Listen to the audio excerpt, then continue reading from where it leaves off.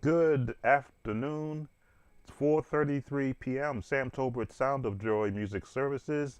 We are on July 5th, right after the celebration. And if you're not from the United States, we celebrate Independence Day, 4th of July, every year. So I took the day off, which is very rare for me, but I needed to give some time to helping the wife doing some barbecuing and, of course, cleaning up afterwards. And yes, I needed to take a break. I've been holding a very tight, very rigid schedule, I should say, since the beginning of the year. And I've been pulling back just a bit. So you may not see as many videos being placed on the channel because I'm sort of pulling back a bit so that I don't burn myself out. As they say, burning the candle on both ends. And I'm also trying to revamp what's happening on the channel also. But I do appreciate those that have coming in. Welcome, Beats by One. Thank you for commenting so I will know that you're here. I always like to acknowledge those who do take their time and give me of their time and come into the channel. Now, the last two live streams I did went over 5 hours, so I am definitely not looking forward to doing that. So I'm going to ask my Siri iPhone to limit me to the first hour just so I can make sure I stay. Hey Siri, give me an alarm in an hour. 1 hour, counting down. So as you can see, I'm very big on electronics, so I'm on an hour time limit. We'll see how much I get done within that hour. Welcome, Robin, so that I don't have a long 5 hour live stream again, because there may be many who, after the first 10, 15 minutes, drop off because I'm covering and talking about so much, and I'm going to limit how much talking I'm doing. So as you can see, from the request list for July, we have 7 songs currently on the list. So I'm only going to try and talk to those 7. I won't be playing the audios as I did on the last 2 live streams because, yes, YouTube did come after me. And I said, okay, I'll take the slap on the wrist, but let me give them a rest from coming after me. So I may listen to it while you hear me parcel out what key it's in, what scales they're using, and then some of the basic chords that make up the song. The design of a viewer request is that I have a viewer who is learning a song and they're having an issue with picking up on what's actually musically happening in the song. It is not to give them every key and every change in the song. That's done on a personal consultation, which, as you can see, I have a Skype logo there. I do personal consultations on Skype. Or you can come to the Patreon. Patreon is a $5 per month subscription where you can ask me about any song and you get a more in-depth breakdown of the song, more than what I would do on YouTube, for your participation in keeping the channel growing financially for your subscription. And also, you see, we have a beginner's uh, book for playing hymns in the key of C. So I'm going to do a little bit of grifting right now. Robin, I believe I did acknowledge you. If I didn't, I want to thank you for coming in. Where I have put together a chording book for beginner musicians. So it may not be for the advanced musicians, but for those musicians who don't have a leg up on being able to play the actual standard hymns they may be running across. And the key of C is their first key they've ever played in, and no one has ever shown them the basic chords for playing in that book. Now, I did do a video on what's covered in that book, so you can go back into my search engine and look back at the videos in the month of July, and you will see the video put together detailing what's in that book. Hey Sub-Zero, how you doing? And also, I do have a store. I have an online store. I've been working the store for the past 2 years. I don't advertise it much, but I'm going to advertise it today. This is the online store that I have. You could click, of course, on the link in the description, and it'll take you to this store. As you can see, there is the first in line is the chord book. So if you were to click on it, it would extend it up bigger, and it'll tell you what it is. It'll give you the actual price for it. It is a digital download. It's about 36 pages, so I made sure I covered actually 20 hymns, but it's really 23 hymns. And if you want to look at some of the other items in the store, I create all of these on my own. I don't pay someone to do the creation. I'll be sitting at my laptop and I'll be thinking, what have I not created? What kind of a souvenir of support would I like to have from Sound of Joy? So I create shirts, I create the mug pictures, and I create inspirational messages for musicians. And of course, there are the Sound of Joy logoed shirt, which I happen to be wearing on one of them now. And there's two, there we go. Those are the Avid for Organist and some of our basic logos. We try to keep the prices as low as I possibly can because there is a monetary profit I need to make. So I may make $1 or $2, but I keep it to the point where anyone can afford it. This is a very nice one I have here. Preacher chords in the key of C. I'll be doing more of these in the other keys. And it's a very reasonable price. And you can enjoy your coffee, your beverage of choice, and support Sound of Joy Music Services.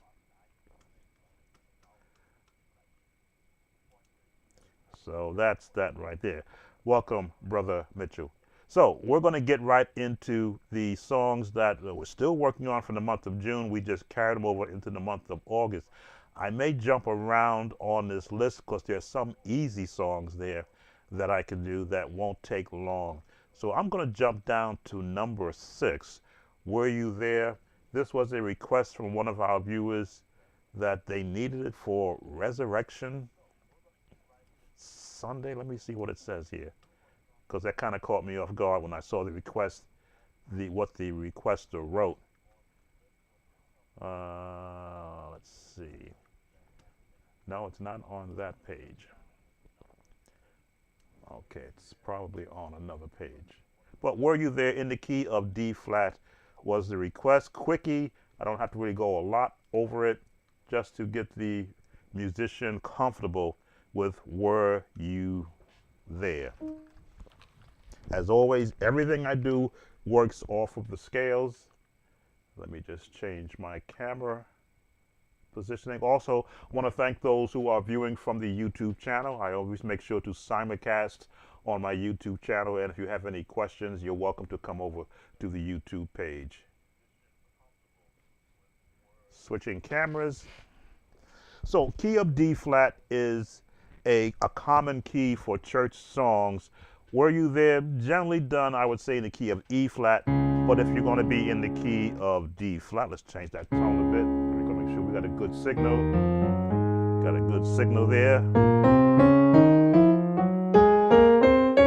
I'm always going to talk to the scale sound, because for me, that is the only way that you can hear the basic or the major chords that you would hear in the song, and then be able to look for alternative or extension chords to fit. So following the scale down, as you can see, all the way down 2 octaves. So in that scale, you're going to hear the melody.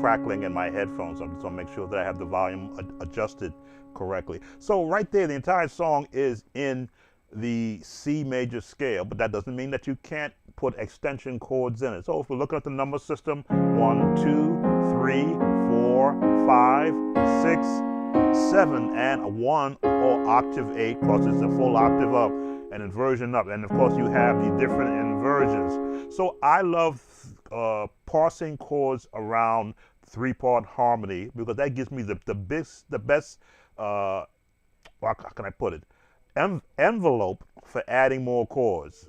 Were you there? If I were to do that chord wise, were you there? You So you hear the melody at the top, you hear the alto part and the tenor part. This is sort of like a spiritual hymn type of a song. So I know the younger people love to reharmonize everything, sort of take it from where it should be into what it could be. There's a place for that, but for a congregation that may be of a certain era, age group, you may want to keep it as straight as possible before you begin to, I use the term, reharmonize it. Were you there when they crucified my Lord? Were you there when they crucified my Lord? So now we've got elements of the natural number system. For those who count numbers, I talk to it. I'm not a numbers player. So it'd be in the one.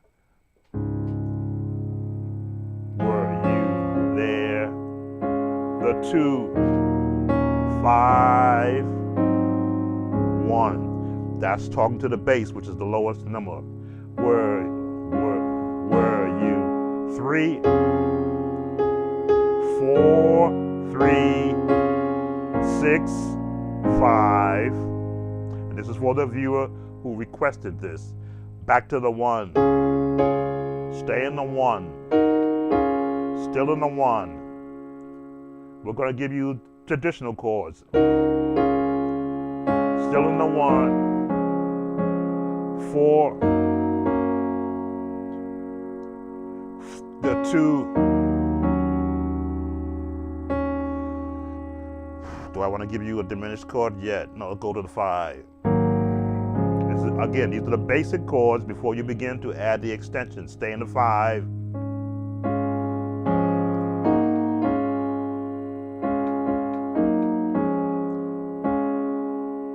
Still in the 5, the 1. So now you've got the framework. And with any learning of any song, you want to hear what are the basic notes first before you begin to add extensions.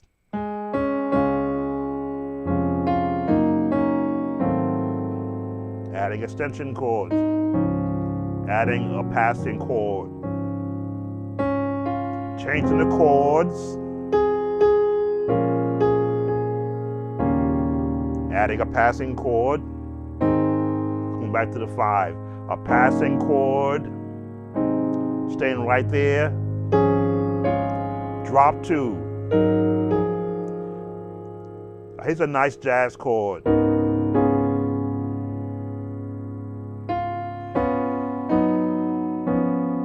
To 2. Here's a jazz turn. A diminished from the plus sharp 4 to the 5. And again, this is a basic song that they're going to use according to them. Resurrection. 6, sharp, flat to 6 to the 5.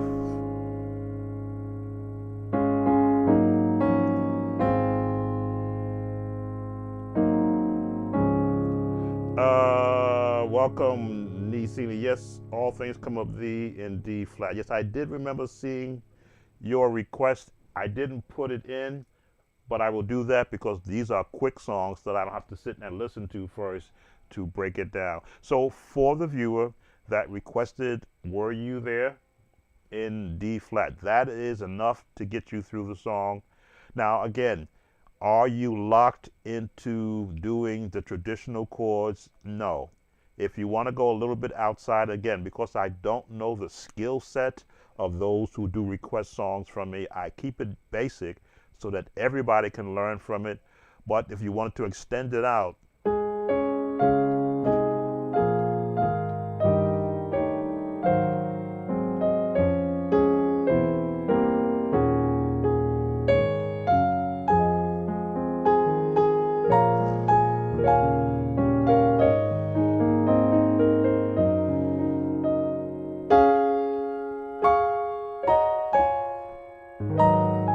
all I did was go up a little higher, which is extending chords.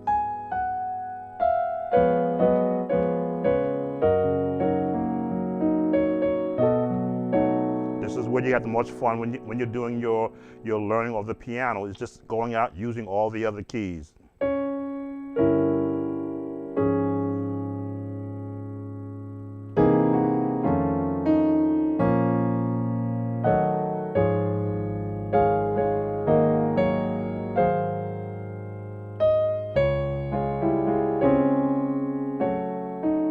And to the end. Welcome, Dimitri. I'm doing good, thank you. So, there was a request that was on my list. I didn't write it in because I was going through the ones I had saved on my computer by one of our viewers who just came in, and they wanted to learn All Things Come of Thee in D flat. So since we're in D flat, and that's a very easy one to do, again with the scales, more than one octave so that you can hear every potential note you want to use. You got to find the melody in the scales. This is our melody. It's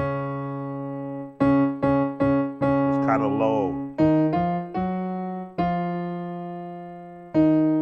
So you know that it's in the first four notes, and then the amen. So now, for D flat, it's normally done in F, but D flat is the key requested. You want to build your chords beneath the melody. All things come of thee. We'll give you generic. We'll give you the seventh. Oh, to the sixth. Lord,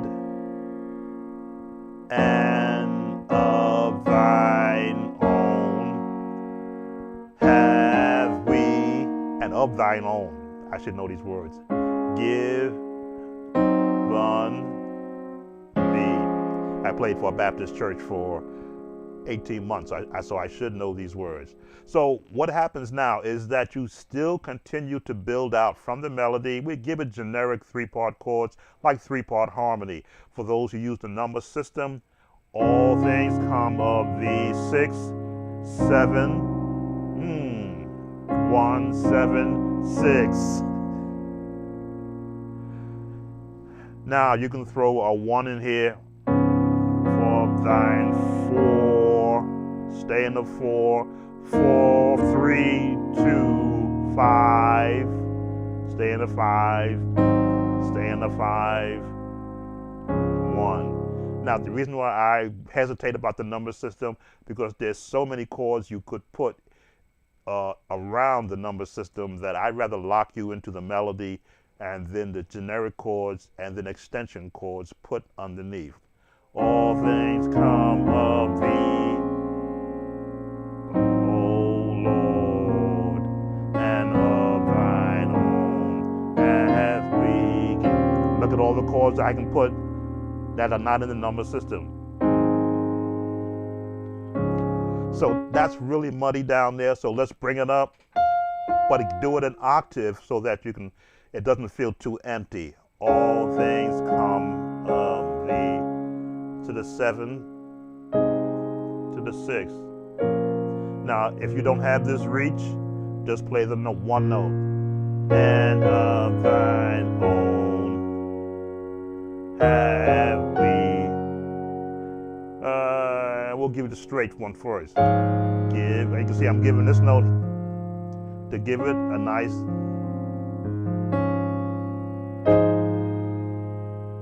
There it is.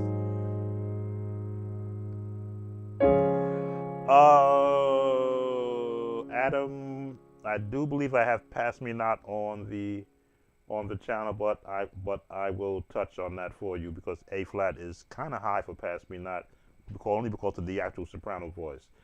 So for Niz Zimi, I'm not sure of your skill level, but you always want to work from the melody. From my instructional point of view, others may have a different thing where you don't need the melody.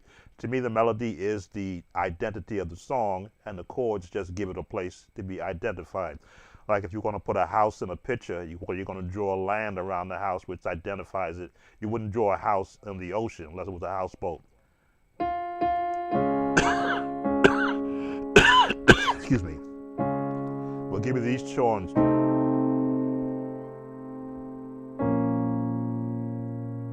And a little more contemporary.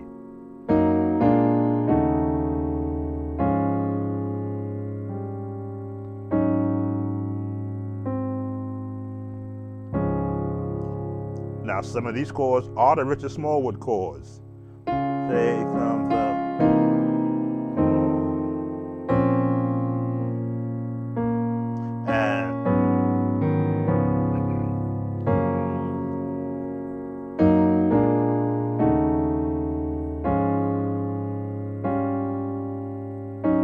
these are the Smallwood chords to Total Praise. That's why I said if you learn as many songs or learn all the songs you possibly can, learn what they're doing in the song because you can apply them in other songs. Let's see if we can stretch this out a little bit. Melody on top.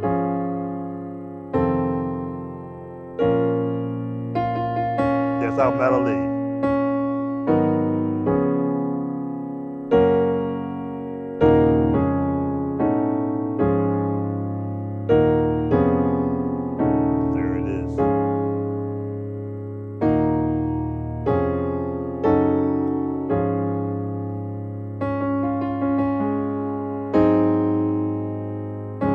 The Amen, which is important. This is the twofold Amen.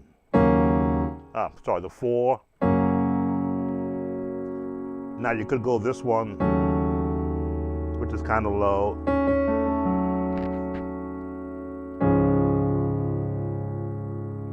Or it could be this. A little more contemporary. Or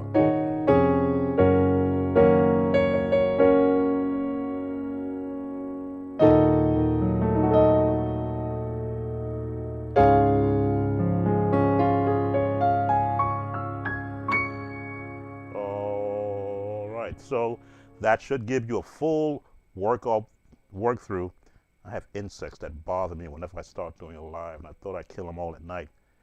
That should give you a full work through that song. Adam has requested Pass Me Not in A flat. So let's change our Chordy app. Now, as I often say, I don't know the skill level of those who are requesting, so I always give my way I do whenever I break down a song. A flat.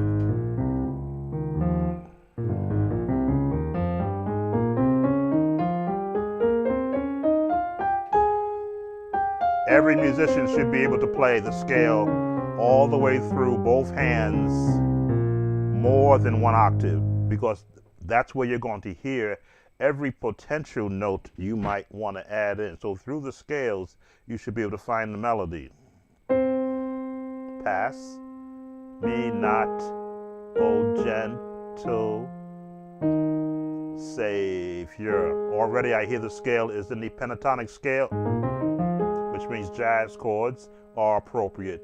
Hear my humble cry. These, when I do know the lyrics too. While rather, on others thou art calling.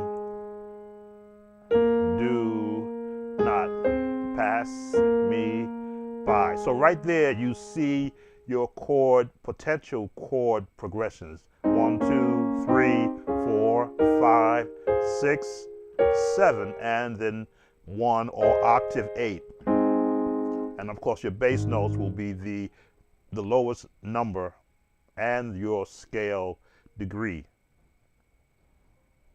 1, you could stay in the 1, stay in the 1. You go to the 5, we'll go to straight 5. We'll go 6, 7, 1, and we'll stop right there. Again, what's the correct way to do it? Whichever way helps to give a defining melody, chord structure to the song. I mean, you could go contemporary all over the place. You could go CCM.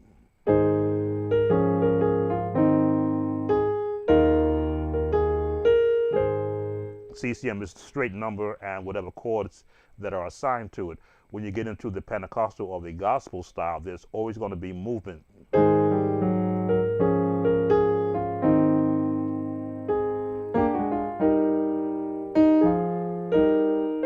As you can see, I am borrowing not just these notes that are in the scale, but in the chromatic scale.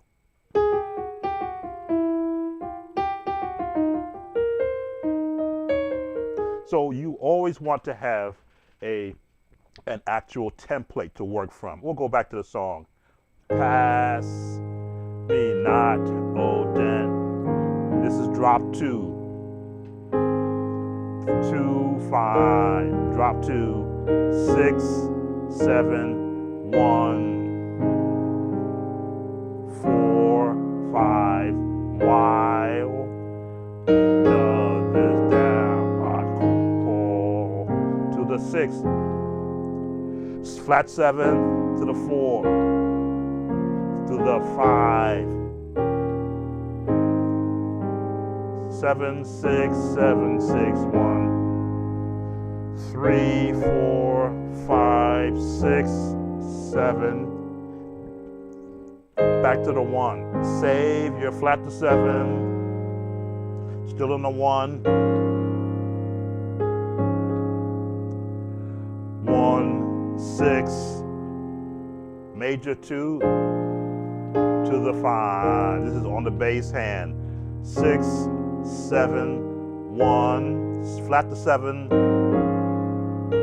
still in the 1 to the 6, 2, 5, 7, 1.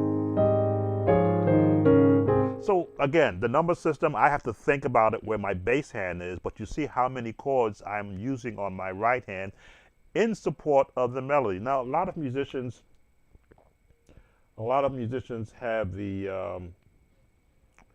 have a disadvantage of never learning to play choir voicing in their right hand. And with that disadvantage, they get locked into particular block chords. I've never been locked into block chords because I can play if though my right hand is an entire choir singing. Whatever I want to go.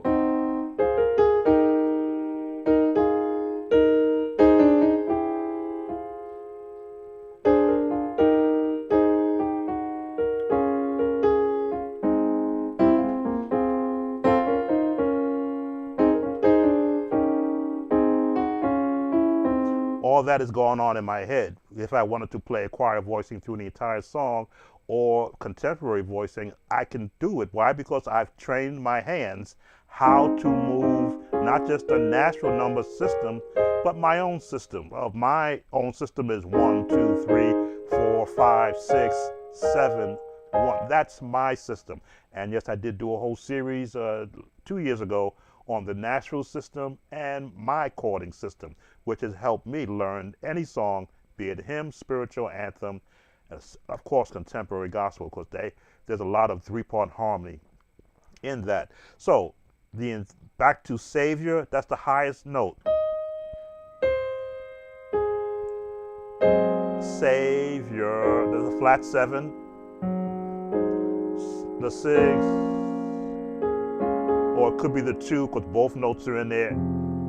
It could be here, or it could be the 4. Which one do you pick? Whichever one sounds best to you. That's all the 6, the 4, and the 1, all in a chord. This helps train the left hand. 3, 6, 2, 5. That's because the 5 is on the bass.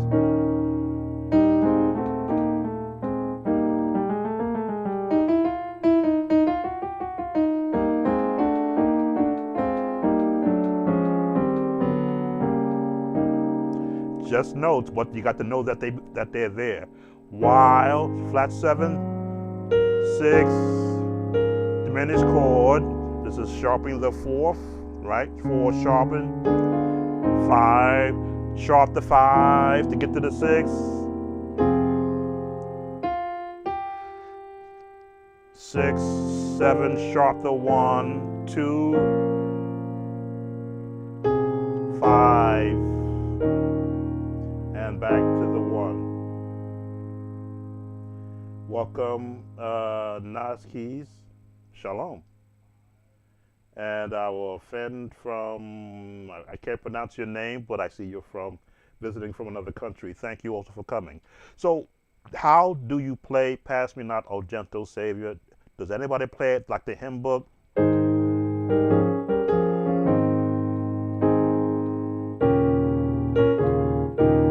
No, no one plays it like that because that becomes very static in its style. But you've got to almost play it like a ballad, understanding that the longer you hold the notes, the more breath those singing will have to take. So you want to be able to give it a somewhat walking tempo. Pass me not, O gentle Savior, hear my humble cry. Let it walk up.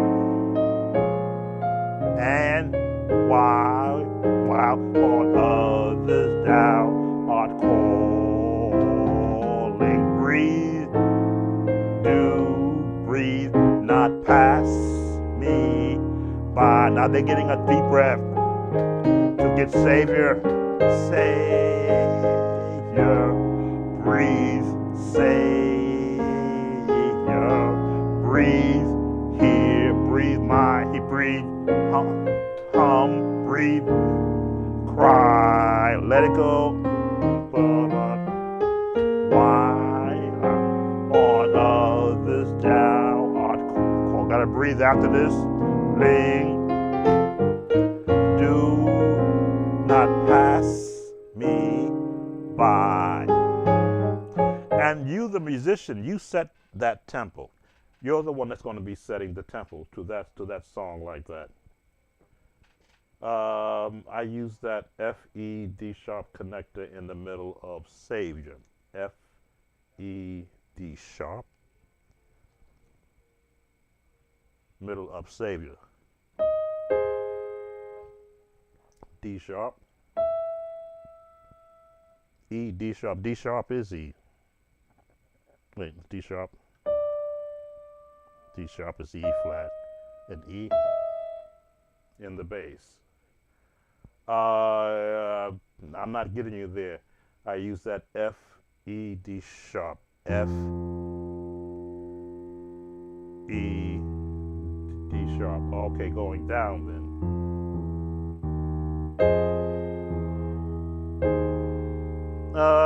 I'd rather you do it like this.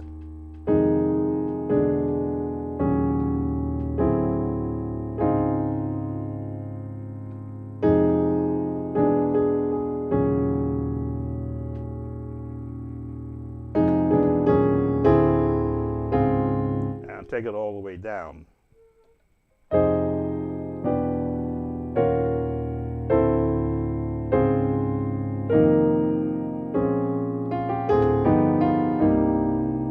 Let's get a contemporary.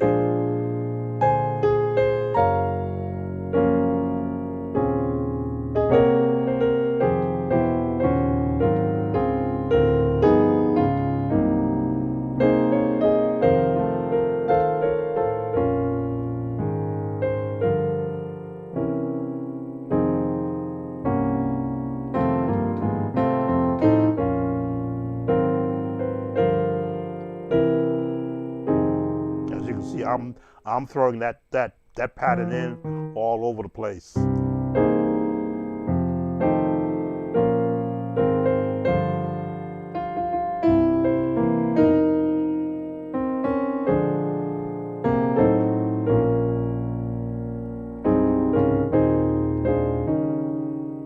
So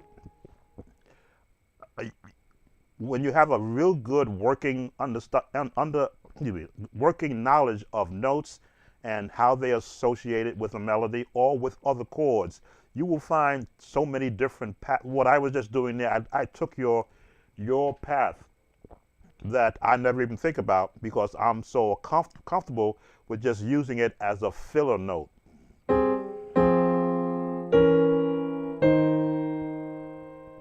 To me, it's just a filler note on what's happening above the melody.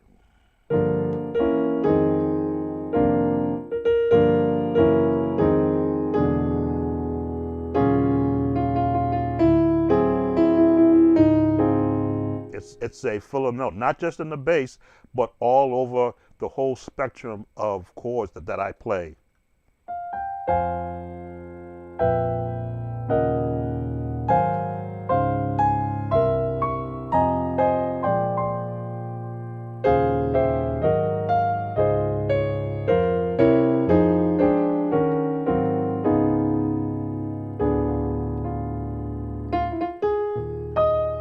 But yes, you can use it right there. You can use it right there. And experiment. You know, I often tell musicians, your only handicap for moving to another level in music is your ability to absorb everything. If you only know how to play it one way, then you'll be a great musician playing it one way. But the minute you start to expand, and you expand by listening to other music. Now, the view that I give you lets you see how I'm not doing nothing supernatural. I'm using the notes that are in front of me. Melody,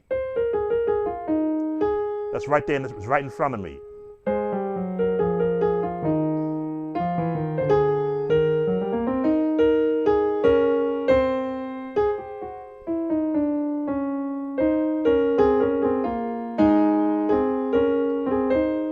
These are the notes in front of me.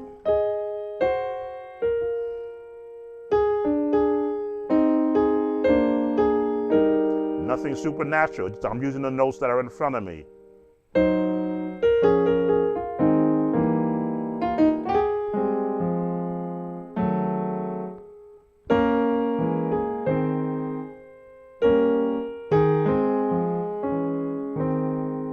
It's when I extend out and throw that bass in it. Now I've got to think, how am I going to hold my bass? Let it release. And using the sustain pedal makes it possible for me to play more than, I guess, 10 notes, because I got 10 fingers. Or if I don't 10, who wants to hear 10 notes?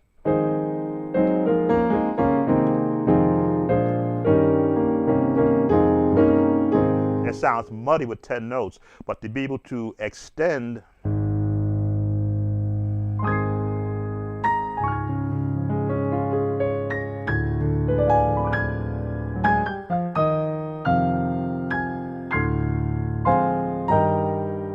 and a lot of musicians are tremendous in their ability to maneuver their fingers. I'm not one of the tremendous musicians.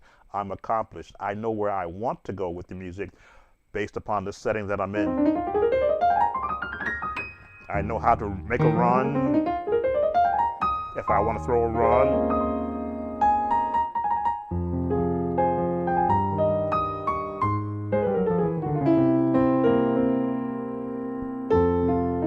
B flat, E flat, walk it up. Change the chords to a 7, to a 7, another 7, and finish off with a 7 and drop it down to a major chord. I can think that in my head and then articulate it with the notes, but that came from practicing. All right.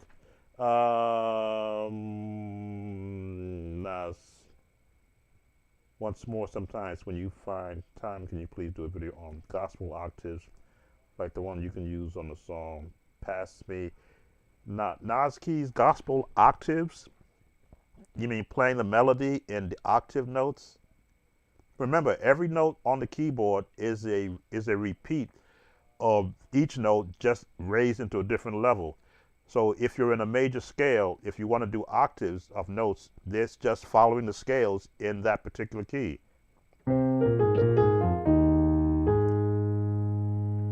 That's just an octave.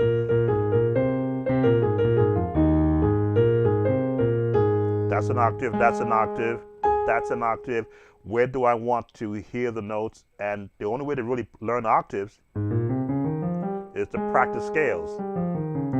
Because once you have the scale practice down, then it's just a matter of picking, well, the pentatonic scale. I was looking at it, I say pentatonic scale because that's where I hear the melody in. That's the pentatonic scale.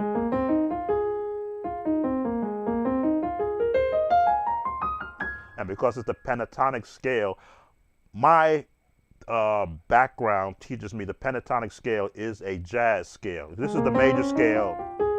Now, this because I say pentatonic scale, it's incorporated in the major scale, but the pentatonic scale leaves that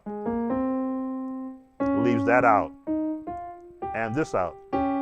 These are the only two notes that are not incorporated in the pentatonic scale, which lets me know that in the pentatonic scale, it's a jazz mode, which means I can throw jazz chords. I can go straight, or I can go with a jazz chord, which is flat sevens, sixes, and minor sixes, and diminished chords give you the jazz overtones, which is the extension chords.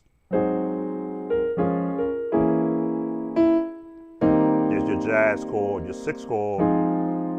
There's your jazz chord. Normally you would be here, but we fill it out with extension chords and give it a bottom. It's for the two, because the two chord is normally here.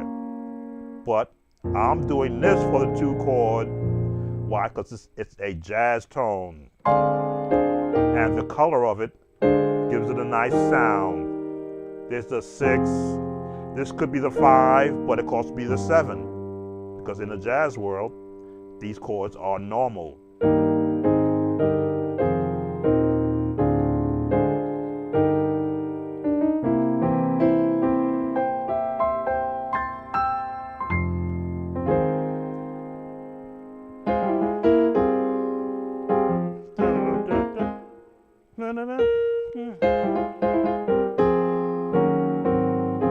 Hearing chords in my head.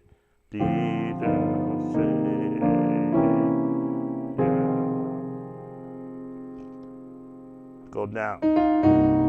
7, 3, 6, sharp to 1 to the 2.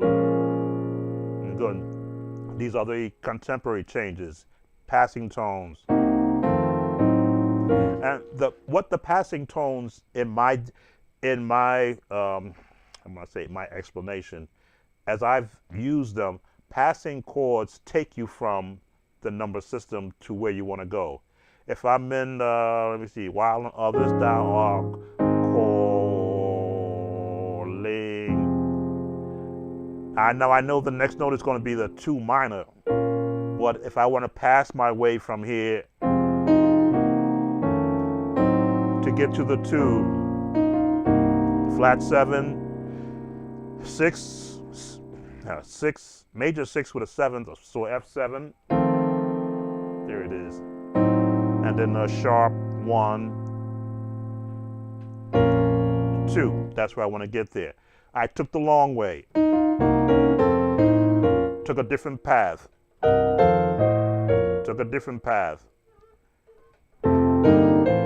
walked up to get to the 2.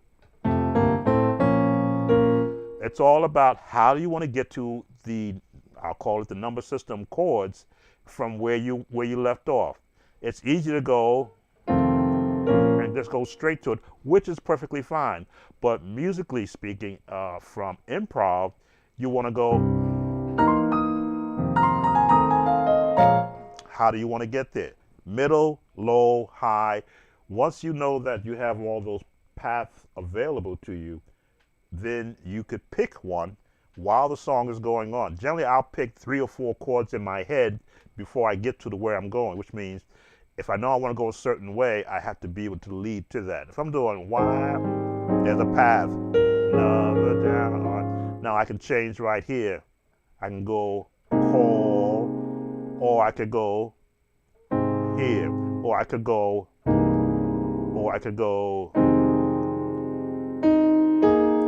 Which one do I pick? Which one do I want to pick? What's going to happen after that? If I go here,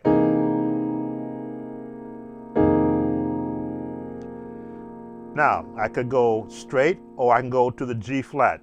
But now I gotta come out of here, this path, to get me back to the 5.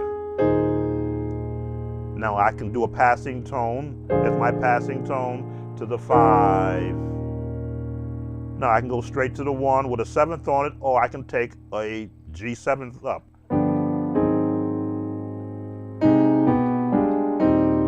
Passing tone to get to the Savior. It's all about how much music have you absorbed, how much have you practiced, and when do you pull it out.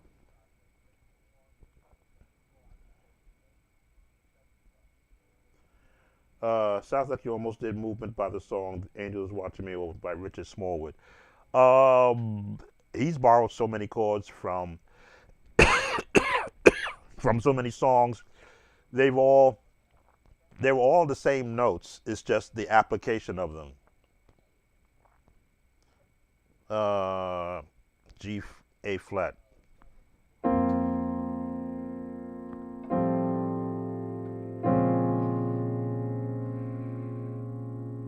Let me see. Angels.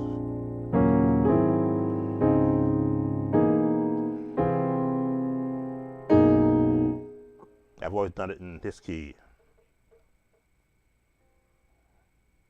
I'm looking at what it sound like in a different key. So it would be in G.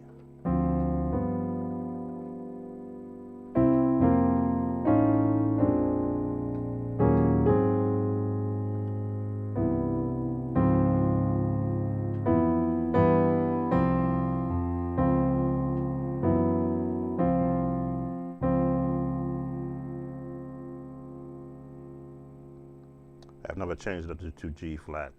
So it's angels watching over me.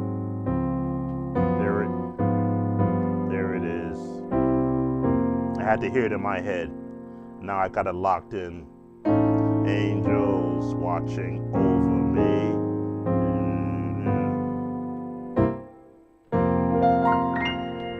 Once I lock it in where the notes are falling, then it becomes a structure in my head.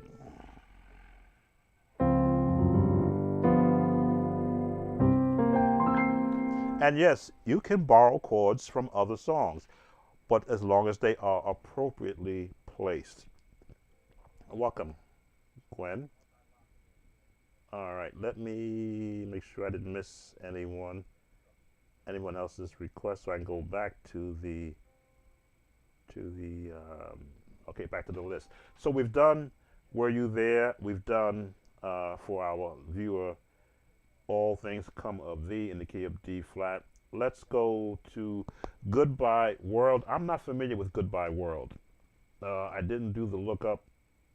What did I do? Goodbye World by Gospels Imperial? I think I did. Not that I think about it, but I will know that once I go to the video.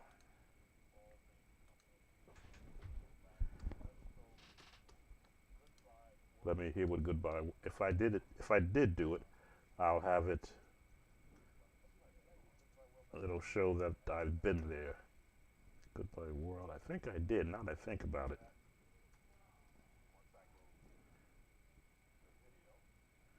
Gospel Imperials. Goodbye World. Yes, I did do that. So we're not going to go back to that one. That's been done. Blessed Assurance. Live CeCe Winans. Did I do that one? I think I did that one too. I touched on a lot of, well, 5 hours. I touched on a lot of songs.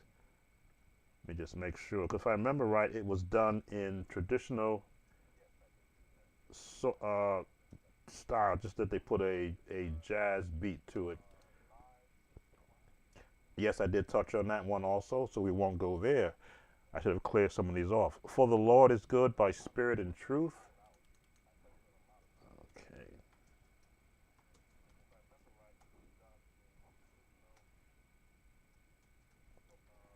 That's number 4. No, number 3, For the Lord is Good by Spirit and Truth.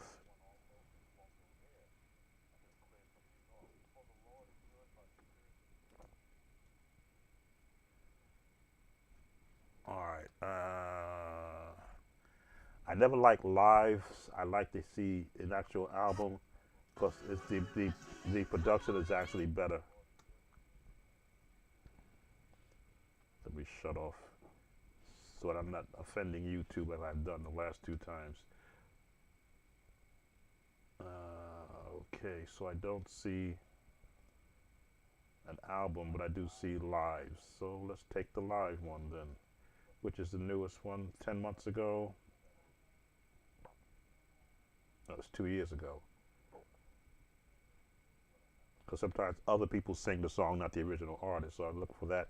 Okay, I'm going on mute so I can listen to the song and get the key that it's in and the mode that they're using. Be right back.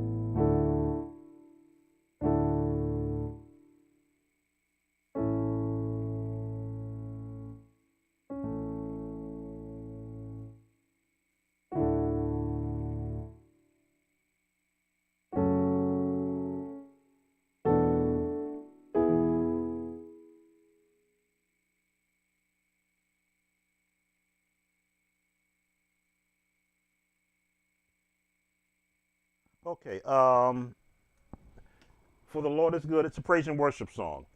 And the praise and worship songs are the easiest ones to learn. And really, I sometimes question why would a viewer be asking me to give them a song that is so generic in nature that there's really nothing to learn from the song. If you can do one praise and worship song within the number system, you can do them all. It's in A major, which is a non-traditional key. And again,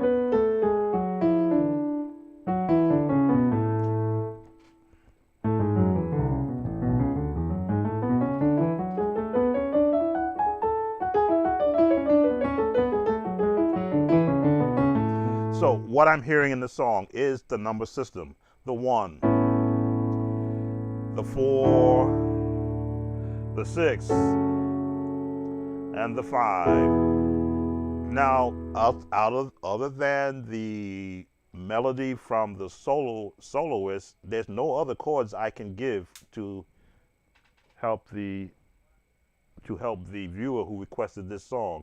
If you are a number system player and you practice the scales, you will find where your lowest note is for the 1. And then you're going to build your chord around that. In the CCM style, it could be right here, because the CCM use the most spaced out notes.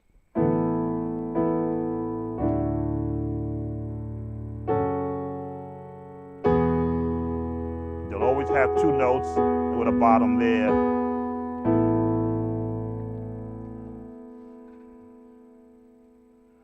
So I'm going to play along with this. Again, you won't be able to hear it, but I will play along with it and show the placement of the CCM chords. This is the For the Lord is Good by Spirit and Truth. I'm using the YouTube video. I guess if you see it's an actual live. So I'm gonna play along with it. You won't be able to hear it, but I'm gonna do the chords. It'll be just a matter of you looking at the placement of the chords on my hand. As you can see, we're set up for A major. So if you want to see the name of the chords, you can do that. I am going on mute so I can play along with the video. And I believe it's 9 minutes long. I won't be doing 9 minutes, but I will show you where the chords are and how you're just going to keep up with what the video is doing. Be back.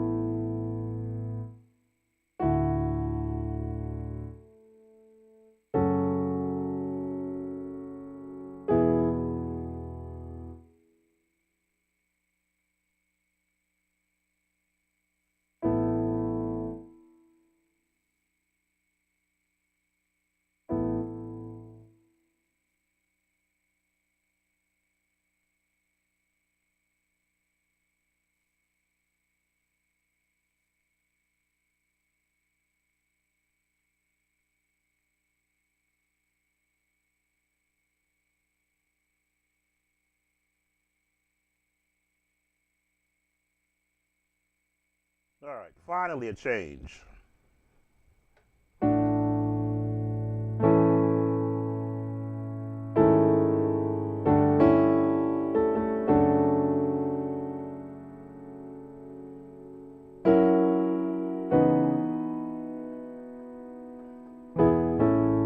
I'm trying to hear it now.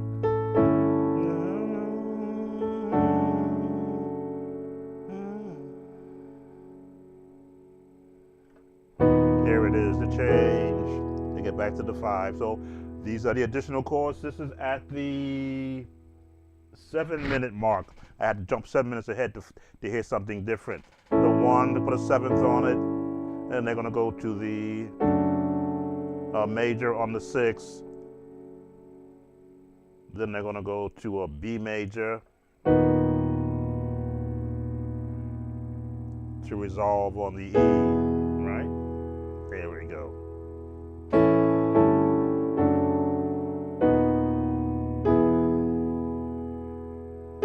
And then they're going to resolve on the one. So those are the only changes newer than the basic 1, 4, 6, 5, and then back to the 1. So we'll leave that one alone. In the presence, Shana Wilson, the requester, was listening to the live stream when I did cover press in the presence, and they said I left out there was more to the song because I heard, again, a song which just had basic patterns to it, and I really don't like a song that should be easy enough to learn if you're a musician playing in the church. I don't like to spoon feed a musician every note to a song. I'm here to assist you to go beyond being spoon fed and, as they say, learn to eat meat instead of cereal, music wise. That is why I start off every video with a scale to show you that every chord I can hear is because I understand the relationship of the scales. So I went back and I listened to press in the presence, and I heard what I left out because I was getting weary at that point of that live stream, and I wanted to hear something different. There's my timer to let me know my first hour is ended. So we just set it up for another hour so I can be current. So let me go on mute and go to that part of the song that I left out in the first coverage of these viewer requests. So let me just check my comments, make sure I didn't leave anyone out.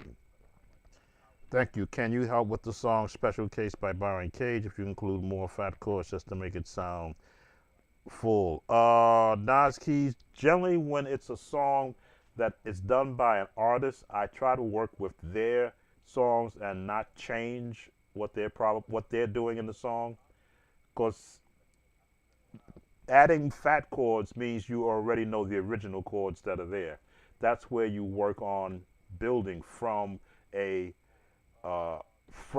basic level of the original chords. Fat chords basically crowds the song out. Usually if you got singers, you're crowding out the tone in which, or the area of space where your singers sing. Like if I were to give you this chord and you say, oh, well, I want that chord to be fat, I could give you this. But now you've just crowded out tone-wise every other tone that could be possibly around it. Now, if you're playing it as a solo, that's different. Then those notes are available to you. No other instrument or vocal or mechanical, it will be occupying that space. So I like fat-free music, to be honest with you. The more chords you add in, then you have to have more chords in order to continue. But I'll listen to it and give you interpretation of what's happening. Some cases, based upon the skill set of the musicians, and I've found this also for myself, when I go back to a song I learned back in the 80s, because I've worked on so many more other songs, I now hear the notes I left off. I go, oh, that should have been a minor there, not a major. But at that time, I heard major, because generally I was rushing to learn the song. But let me get this in the presence.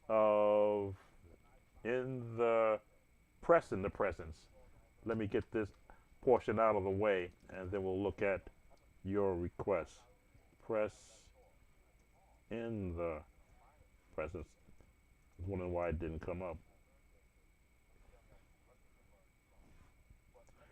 As I say, I like more traditional music than I do contemporary, because the contemporary is a musician competition. I'll put it like that. All the music is competing with each other for its own space, and it becomes, like a whole stew. What do you eat? The meat? Do you eat the vegetables? Or you just drink the stew? But that's me, and I will claim my own preference there. Let me go on mute so I can hear what I missed and did not show. This is Press in Your Presence, Shana Wilson, picking up from when it changes into a vamp.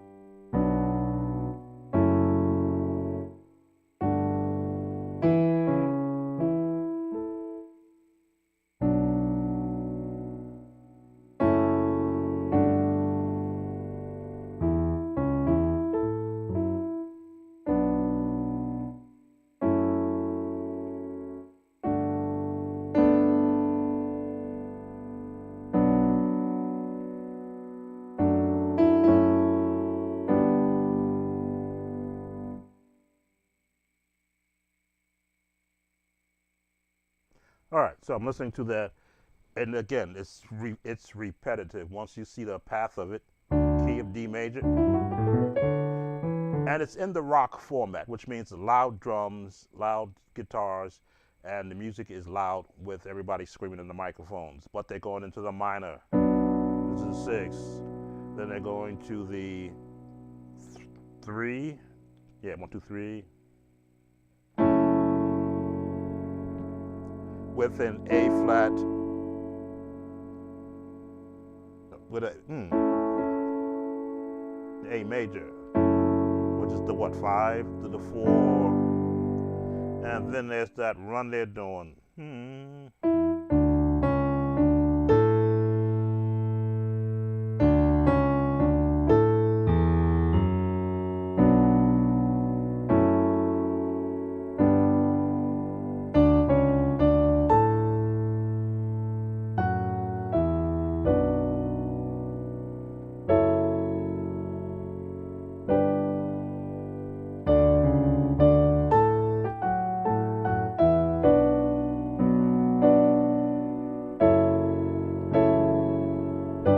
And I'm playing full fat chords because there's so much music happening there.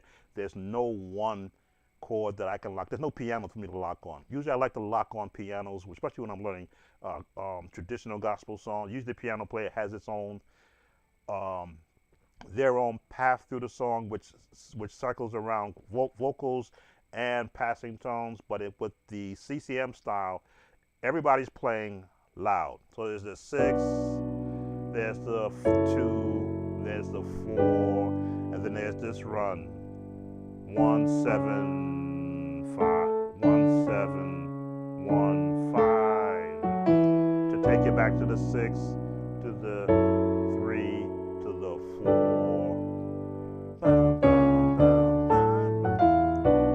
This is what I left off from last week's.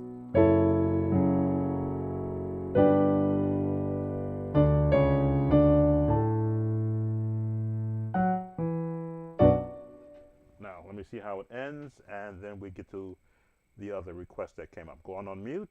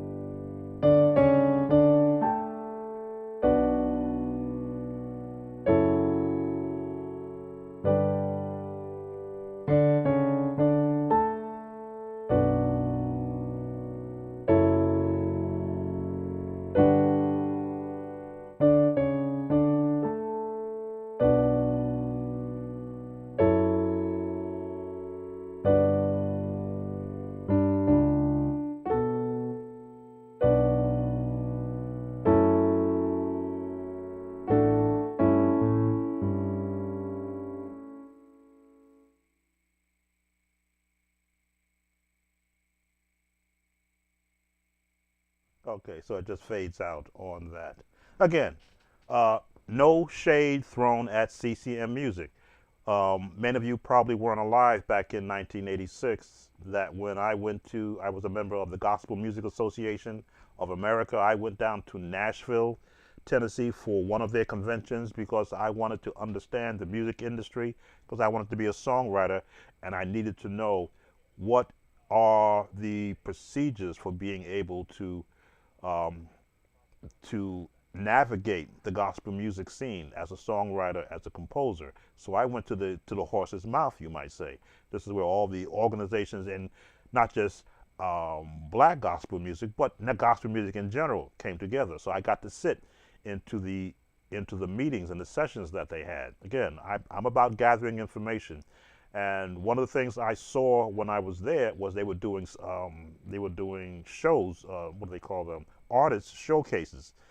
And I saw rockers doing this type of music back in 1986, and I said, "Oh, okay, singing the gospel music, but long haired. Again, rockers. Again, no, no shade thrown on them. But I'm saying these are the guys that would normally be playing rock bands, but now they're doing Christian music with the rock style. So I saw this wave coming at a gospel at that time the Gospel Music Association, not the Gospel Music of America, but the Gospel Music Association, and they were getting funded by the major at that time. I'll call them religious organizations, but the radio, what they call them, A&R artists and repertoire people for the major record labels that were promoting Christian music. I'll put it like that. For those who don't understand, this is a business. This is not about we're going to spread the word of God and save everybody.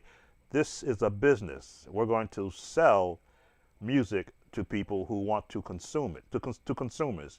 So they were reaching into a market that was, they were creating a market for, to brand, to be able to sell to more consumers. This is what our gospel, our, I hate using this term, this is what our black gospel artists do. Where can we sell more records? Because our sales are low, but we can sell over there. We got to be able to sing.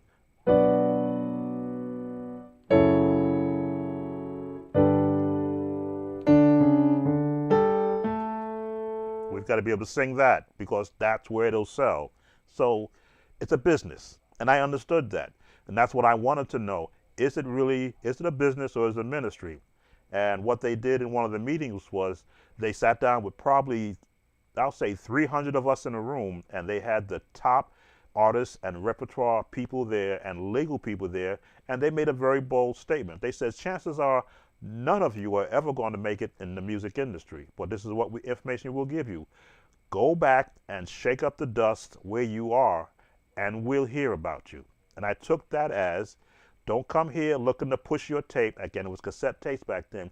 Push your tape in the hand of a artist and repertoire people, thinking that they'll hear your music and you'll be pushed ahead of the artist they are currently locked into, future they may be listening to, or who they are researching to see who's marketable. Again, this is about money. The Bible says in Ecclesiastes, money answereth all things. But what I came away with that was continue to do what I'm doing, do the music I'm enjoying to do, try to invite in as many other people to work with me. I wanted to create my own local group that helps to train singers and train musicians so they can prepare for what's coming. Never happened, but that's okay. I still wanted to train and prepare musicians so that when this wave comes, they don't get drowned. A lot of them did. That's okay. That's what I was about doing. Not just helping myself, but helping everyone. So what I'm saying is this, just to say I'm not dissing this type of music. It's making more sales than gospel music by millions. I wish I had paid more attention and probably got more deeper involved with the other side of this business side. That I would have been on the coattails, or at least in the wave of this type of music being prevalent and accepted. I may have gotten a few uh, uh, notes in to somebody's song from my area. One of the things that they impressed about us, impressed the artists and repertoire people, impressed on everyone, is that if you send us tapes, they go right in the trash. We don't care how you box it; it goes in the trash. Keep doing what you're doing where you are. If you're shaking up the dust where you are, which means if your singing is overshadowing who they're pushing, they'll come and look you up because they're going to notice that, hey, we got people who we got under contract for X amount of albums. But if you're the hottest thing in your part of the country, then we want to know who you are, and we'll come talk to you. You don't have to look us up. Today, the internet is the artist and repertoire's candy shop. They can go to wherever it is everybody's listening to and find you right away. Listen to your music, and if they want to incorporate you, or in this case, if you're working in a home studio and you can put out the same quality they can do in their studios, even better, then they'll, because again, when it gets to the business, and I'm looking at my book, Everything About the Music Business by Donald Passman. Yes, I have that book, and I've got several other books that talk about the music business because that's a extension of what I wanted to do as a when I get into the retirement stage, not just be um, a musician playing, but a musician composing, writing, and working with other up and coming or established local musicians. Enough of that. Let's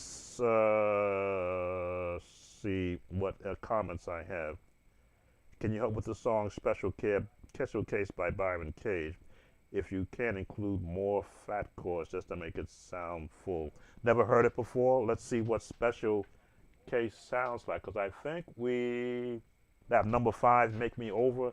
That's the last on the list. I'm in my second hour, which is good. My clock rather, is monitoring me so that I don't go 5 hours as I did on the last 2 streams. Let's look up. Special Case. I hate for you to look at my back, so I changed my camera view.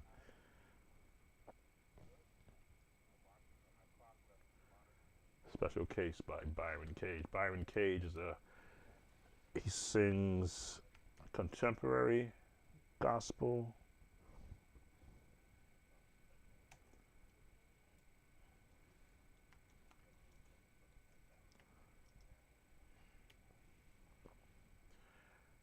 All right, 11-year-old song. Okay. Let me go on mute so that I don't offend the YouTube ears.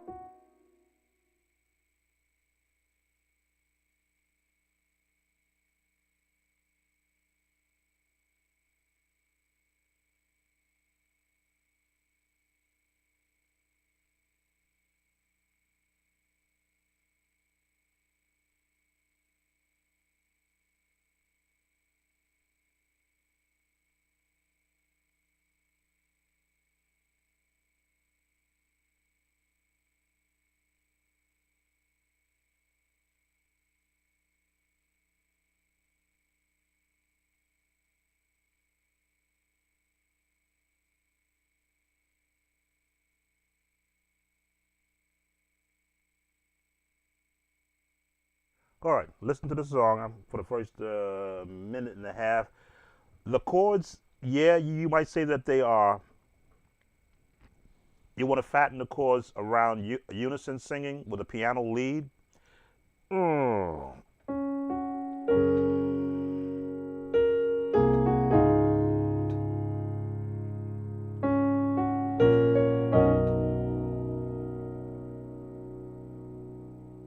Is that where they went? Let me play along with it.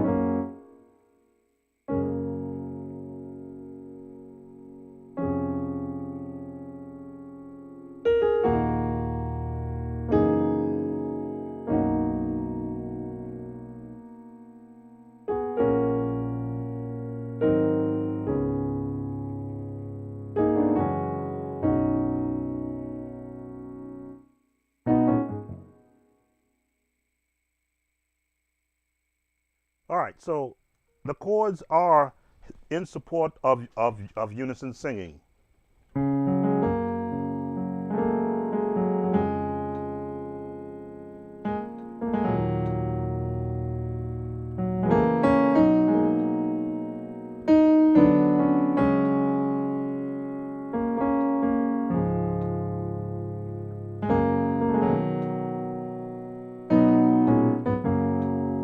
Now I just limited my melody line to where the voices are, so I can hear the notes.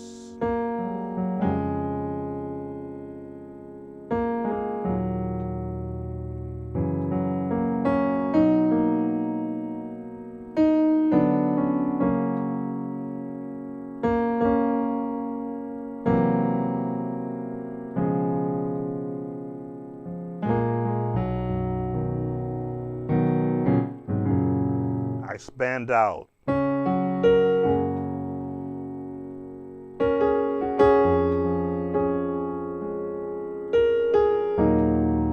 The chain.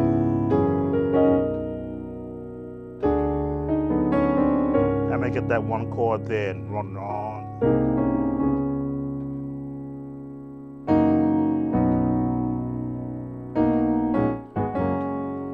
So what I have to ask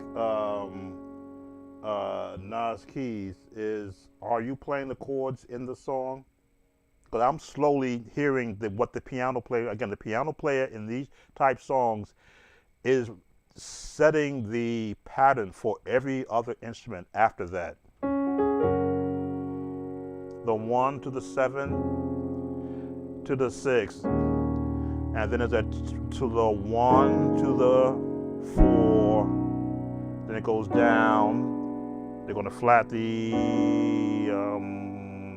what is it, diminished chord or minor chord.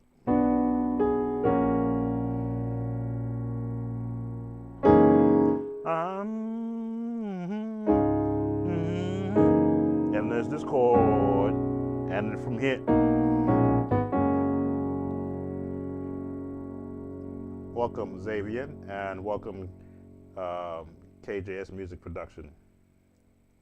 So those are the chords that I'm already, and again, I have to keep listening to it just to hear what the piano player is doing in that part. I'm hearing it for the very first time. This song is 11 years ago, placed on YouTube. I always want to learn a song exactly the way it's played before I begin to change it. There's nothing I would change or add to fatten those chords up because they're in support of what a low melody is doing.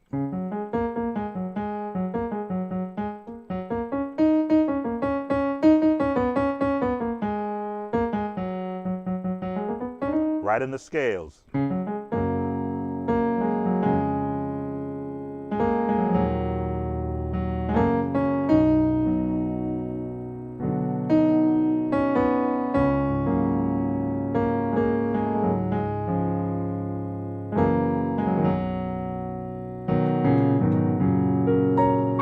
So to fatten the chords up in that range would take away from what the vocals are doing.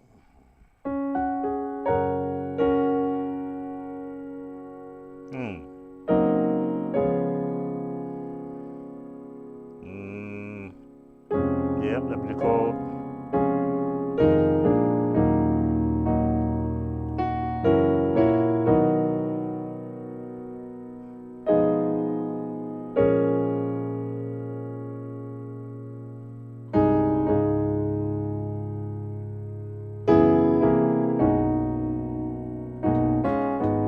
So basically, you're just adding more notes to what's there. It's here. You're just going to fatten. Making a song fatter is just adding more notes. It doesn't. It's not a particular style change. It's just adding more notes, and generally those notes will fill in where your vocalists are. Your vocals are down here. So now, if you add more notes, you can't add them down here. It's going to be muddy. If you add them up here, you're going to lose now. Your vocals are going to lose the space they have.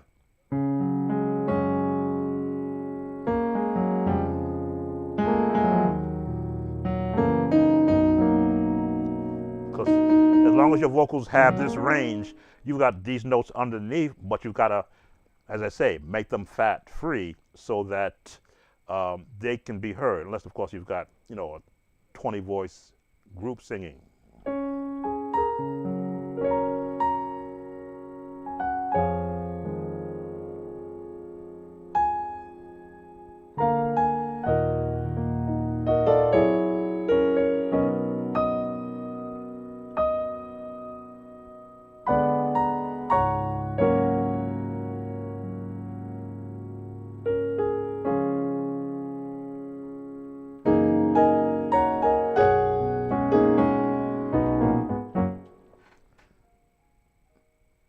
No, that is the Byron Cage song Special Place. Let me listen to some more of the song and see what else I haven't learned yet.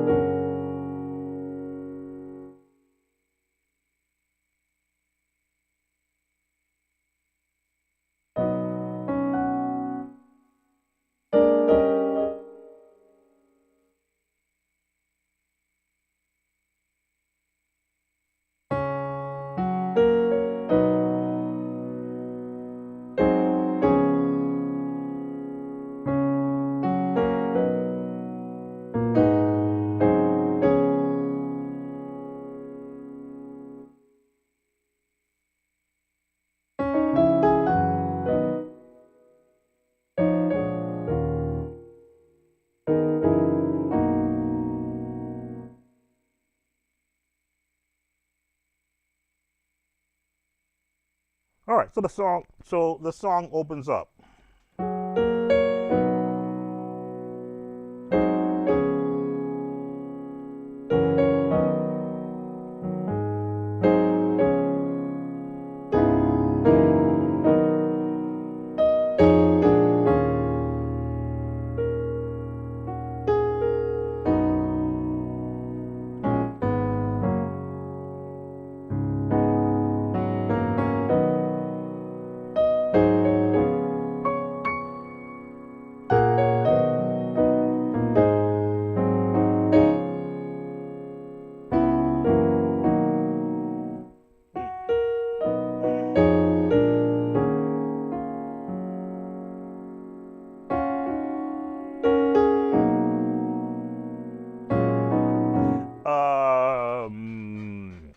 there's a lot more to this song. As I listen to it, you want it. It gets fatter into the second part of the song. The first part of the song, you want it.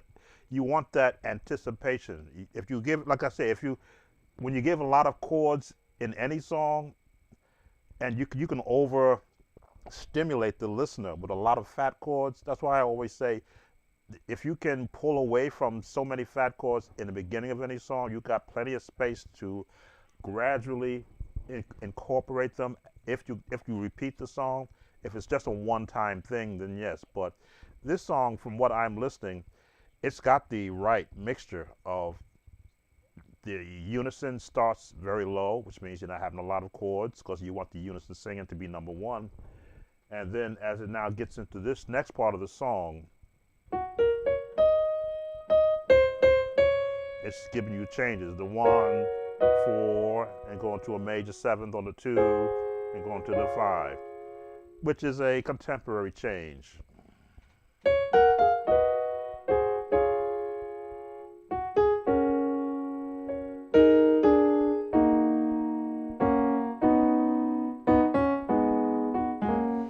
Let me see how much more I can listen to it. Again, this is, how long is this? 5-minute song. It's whatever. It's part 1 was the unison. The second part 2, chord wise, is the chorus. Now it should be going into a repeat. Let me listen to it and play along with it and see if something else changes.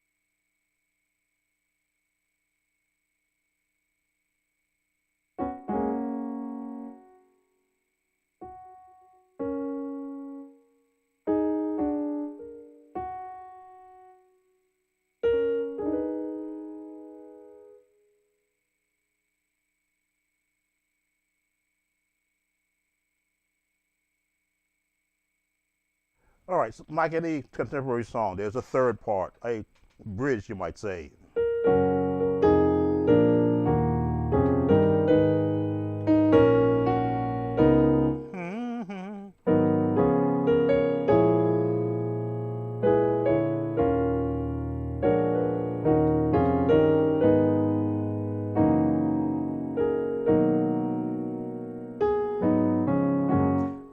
There are a lot of fat chords in this song already, and of course with these singers singing counterpoint.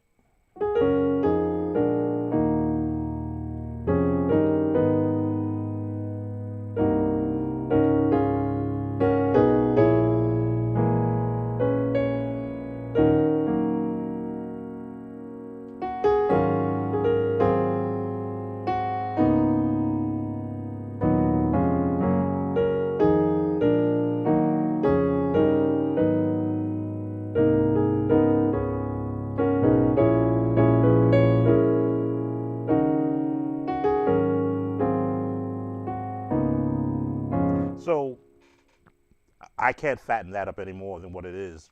Those are changes that, again, it's 11 years ago, so no one is using those changes anymore in today's music. Welcome, Affectionate Anaconda Snake. Okay. Wonderful is your name. I do believe I did do a video on Wonderful is your name on the channel. Again, when I see a new viewer pop in, I'm always excited for new viewers, and I will sort of be attentive to them. Welcome for coming. What chord is that? Around 38 seconds. I'd have to go back. Please don't forget the chord they play around 38 seconds. Again, you want me to become exact in a 8-minute, generally I do an 8-minute review. I leave those chords for the musician once I give you the formula. The formula defining a chord is to know what scale they're in, but I will go to the 38-second mark and interpret what that chord is. That's part of the intro. Let me turn down my microphone because I can't let YouTube hear me.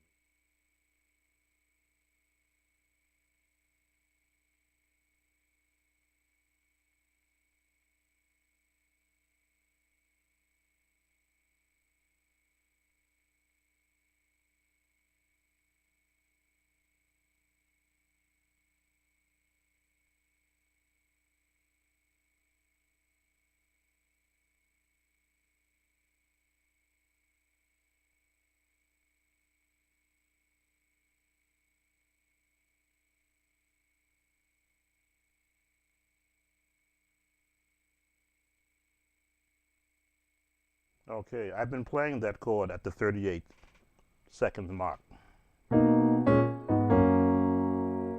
This is at 38.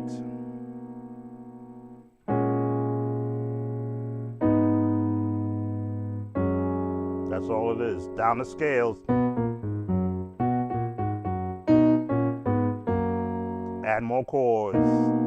Take away chords and write down the scale. This is at 0.38 seconds. Write down the what? Write down the scales. There's a reason why I push scales. If you want to learn chords, learn the scales. And then when you listen to a song, any song, find the chords. Don't play the notes you don't hear in the scale. Play the notes you do hear in the scale. I had that at the very beginning of the song. I'm like, okay, that's basic. Add more to it. Add more to it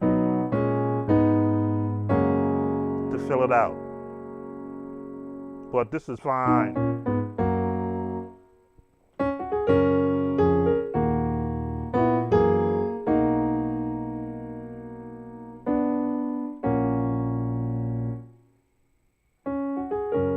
Yeah, what else did they do?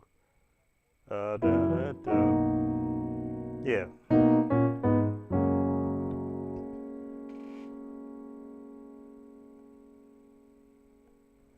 Yes, that's all it does. It's just following at 38 seconds. That's what it's doing. Affectionate Anaconda. As I said, I've done Wonderful Is Your Name, and I can't do the song as a song because YouTube monitors everything. But that's in the key of B flat.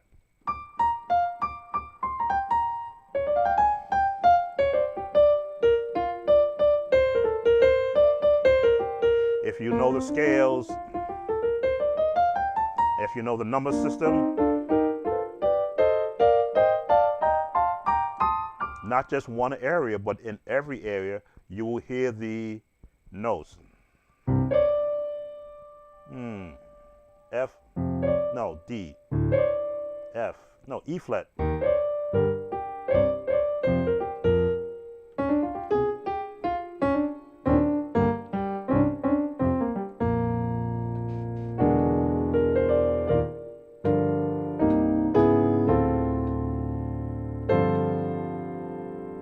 I gotta stop.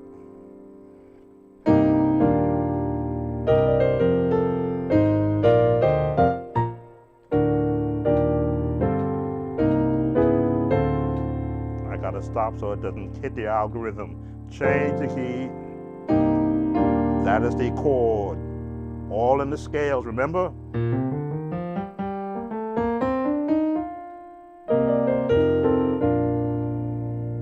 All of my life, I've never known out of the chords, this octave up to fail. In the chords, in the scale rather, right? Right in the scales, right in the scales, right in the scales, right in the scales, right in the scales, out of the scales.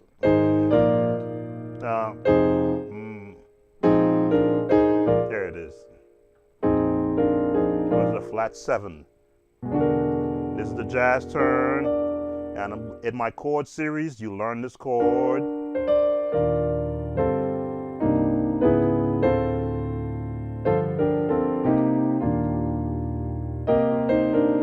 Right down the scales. You woke me up this morning, started me on my way. Food on my table, turn, put joy in my. Now you got to think of D flat.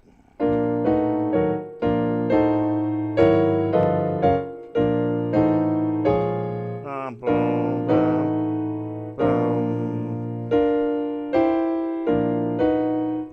I got to remember this one.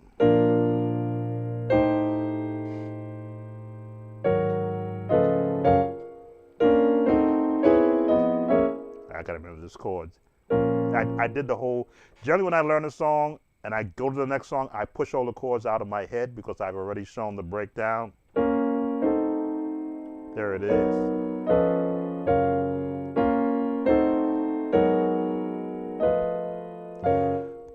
If you don't have a chord background to fall on, these chords will be unfamiliar to you. A minor, diminished, a 7th. What do they call this? C9.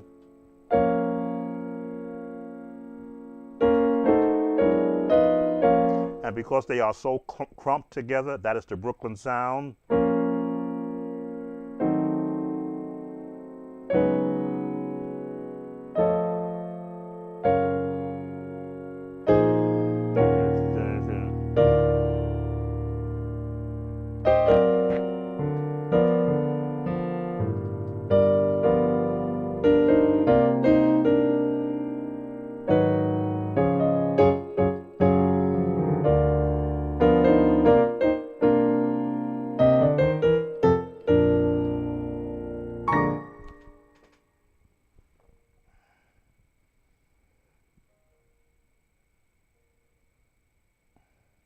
But there is a, I do break down the song. Let me pull up my page.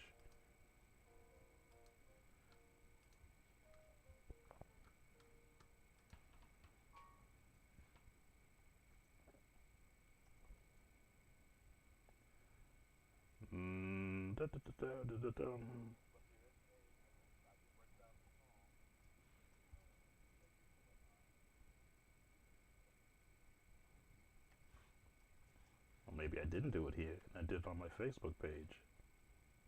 No, there it is. April 2023. 9-minute video.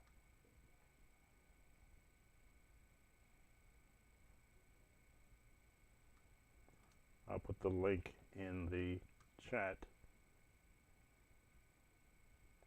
and it's done for advanced church musicians. It's not done for the newer for new church musicians. It's because the song is very very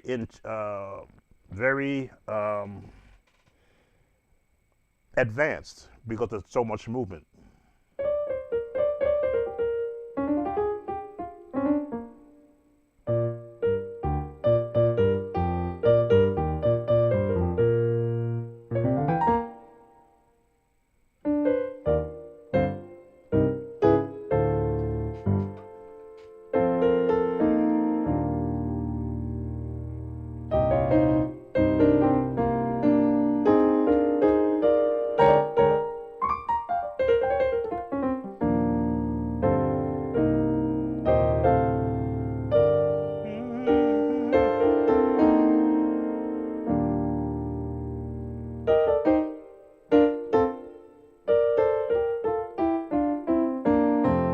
And it's just following a scale down. Now down the C scale to the F scale.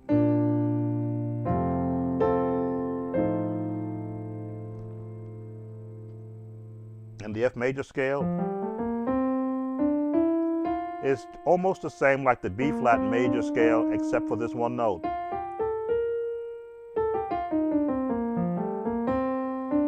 That's the only difference between the F major scale and the B flat major scale is this note.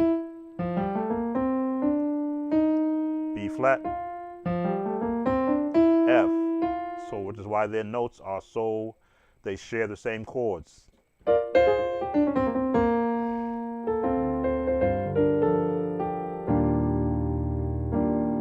These notes are shared in the key of F and in B flat.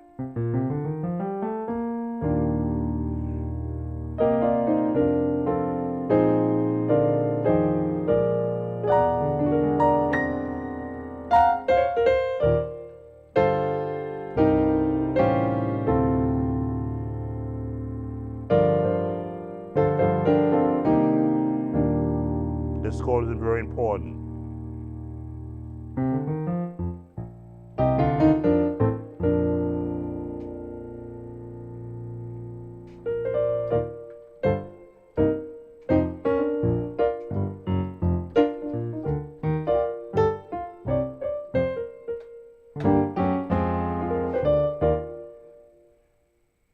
That's the tune.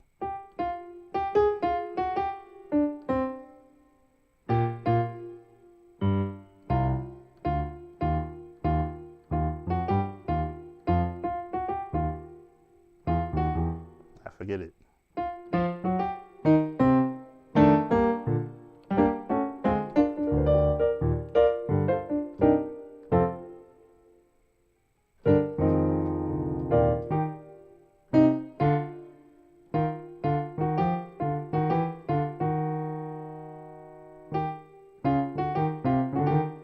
I'd have to go listen to the song again. Again, once I've done something, I don't remember it because I can clear my mind of what I've been playing to free me to hear other music. Let's look at the list. First of all, let's see if there are any other questions that came out. Now, I think that other song that we were doing has. Let's see what else that I may have missed in the Byron Cage song. We go on mute so I can listen to the past the third change.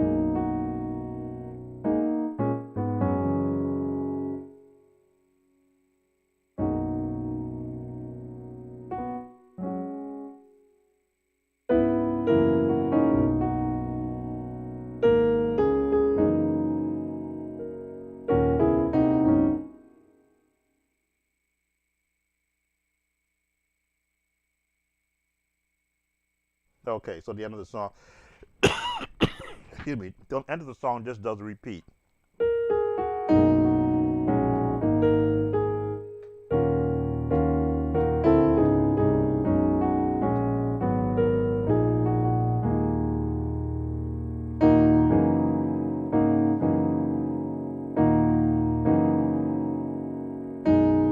And that's just the, again, the placement of tones from the minor to a 1/7 to the 4.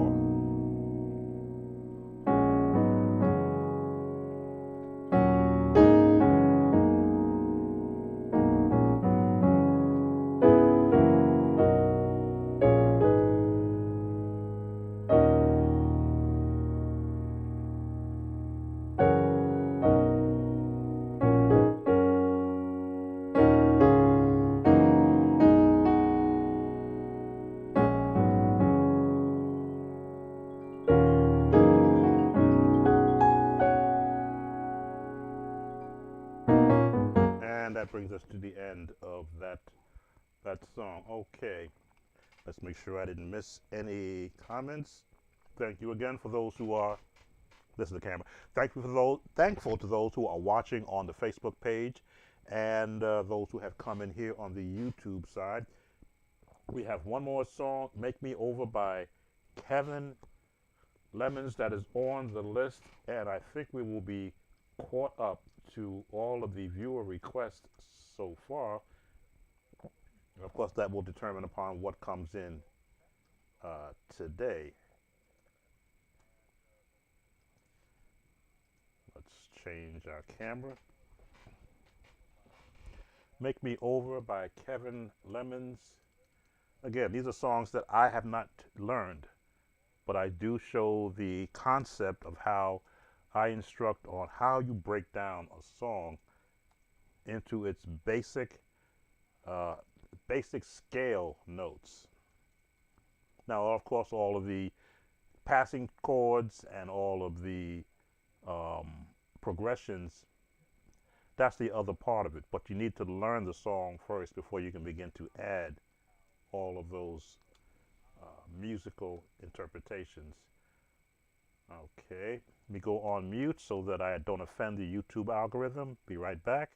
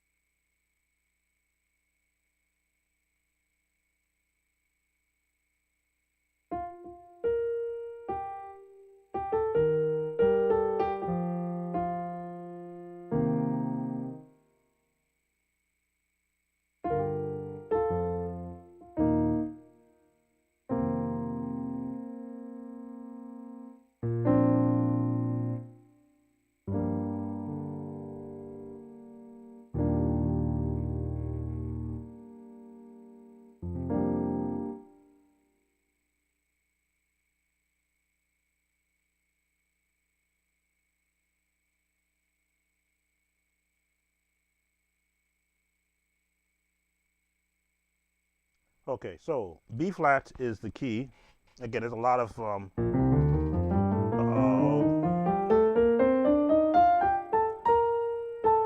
intro takes you into a whole different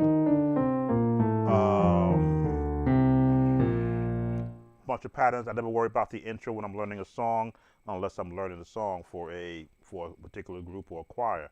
So the intro for this case, I will put it out of the way. Let's learn the meat of the song. I can hear the unison singing and the path of the chordings. For those who do use the number system, they'll be in the 1. Then they're going to go down to the 6. But look at the chord they're using. Then they're going to go down to the 4. And they're going to go back up to the 5. And they're going to resolve it. So these are the R&B chords.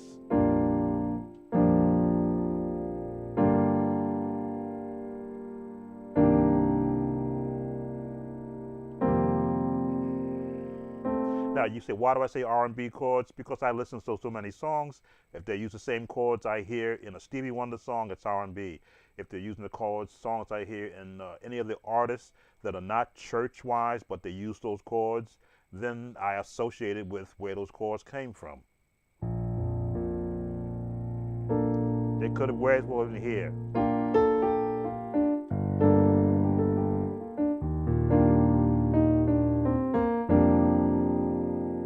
And I look to see where the notes are in relation to the scales, and they are in the scale family.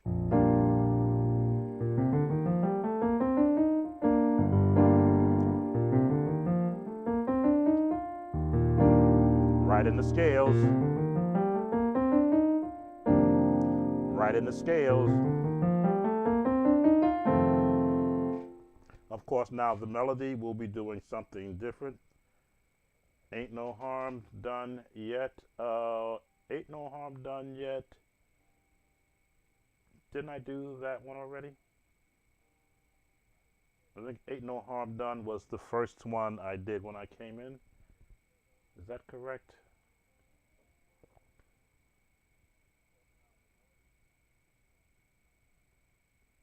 I believe nope, I started at Were You There? And then I went to the ones which I thought, nope, I don't think I did Ain't No Harm Done Yet, now that I think about it. I know I didn't start at 1, I started at number 6 because it was a quick song, and then I answered some songs from the viewers live. Do it live, as they say. So I don't know. I don't believe I did get to Ain't No Harm Done yet. So already from this song, this finding the path of the chords minus the melody. The melody is the singers. The musicians are not playing melody. They're playing this chords in support of the melody. So let me listen some more and see what else is happening. Be right back.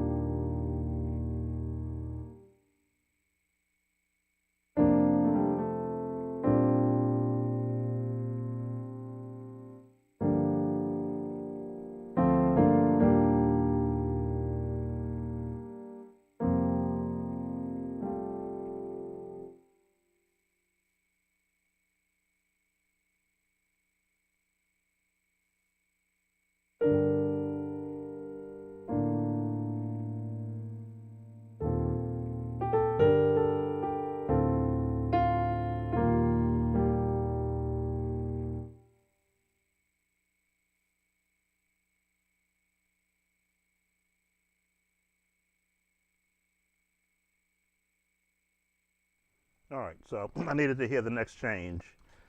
And they went from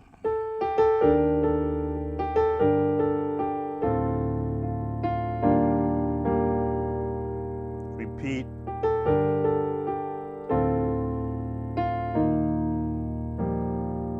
the chords, and these are in the scales. It's just about placement. Every one of these chords is in the scale, so I don't have to worry about going outside with progressions. I mean, with passing tones.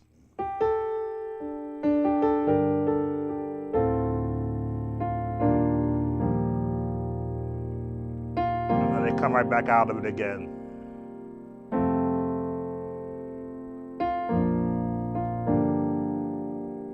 You do a turn.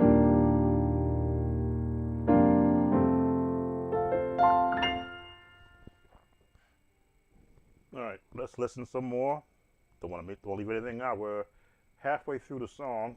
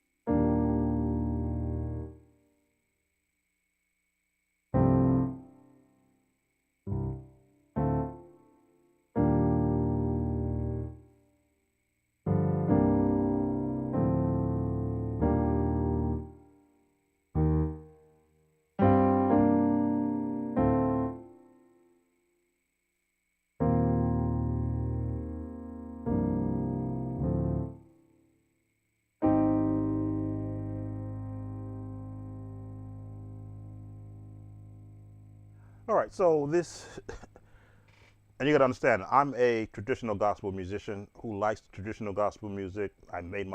Cut my teeth as a musician on traditional gospel music, and the emergence of the contemporary chords and the contemporary songs from a choir standpoint. But these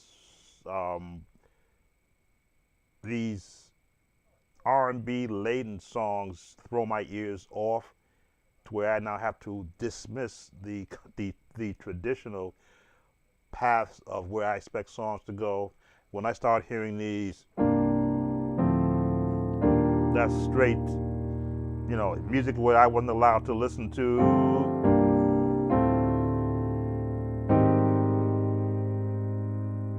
That's not traditional, but that's where the song is going.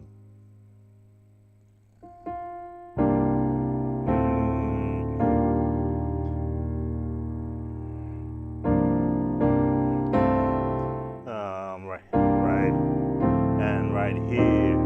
No, A flat. There we go. Now, half of these chords are in the scale, but the bass note, the lowest note, is putting you in a flat seventh chord. That is a gospel turn, because from there you can resolve into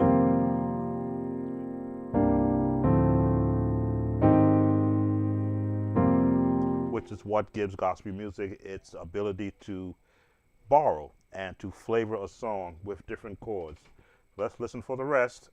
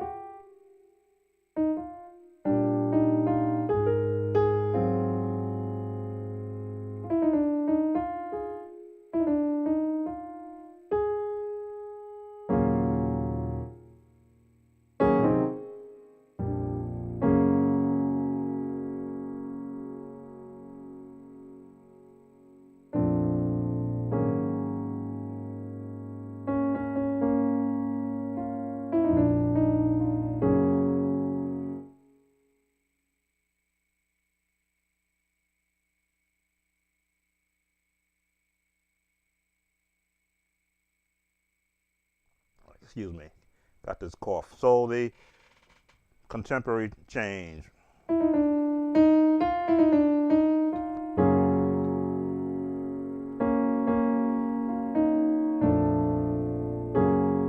You won't find this written in any hymn book.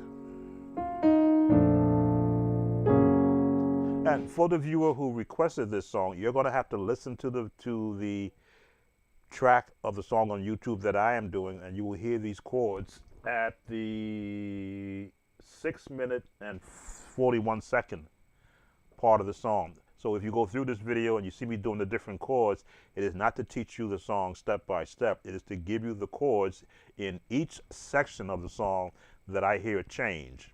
So at the 6 minute, let's say 6 minute and 35 second spot, they're doing these chords with the singers. And that's all it is. We look at the change.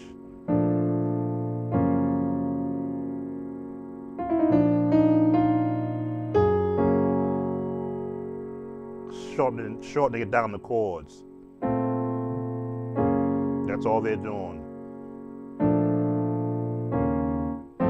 Ah, B flat, G flat.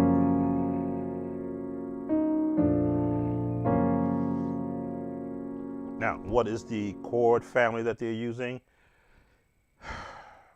B flat minor is the same key as D flat major. So we're going from a B flat major to a B flat minor chord, or a chord in the B flat minor scale, or in the D flat major scale.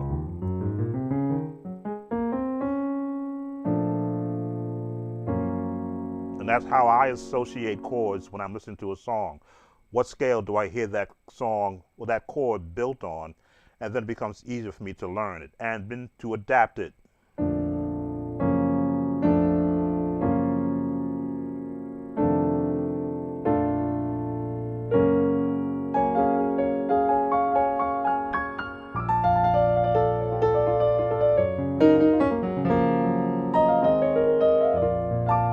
And That's how I do it. That is the approach that I've always used. And again, I'm not in the number system. If I were, there would be a one here, and then it would have to be a flat fifth, yeah, flat five, number position chord. But the name of the chord would be in the G flat major family because this is the lowest note. G flat is also in D flat, and it's also in B flat minor. If you know the scales, every chord is available to you. And I think, let me see how much more before the song ends.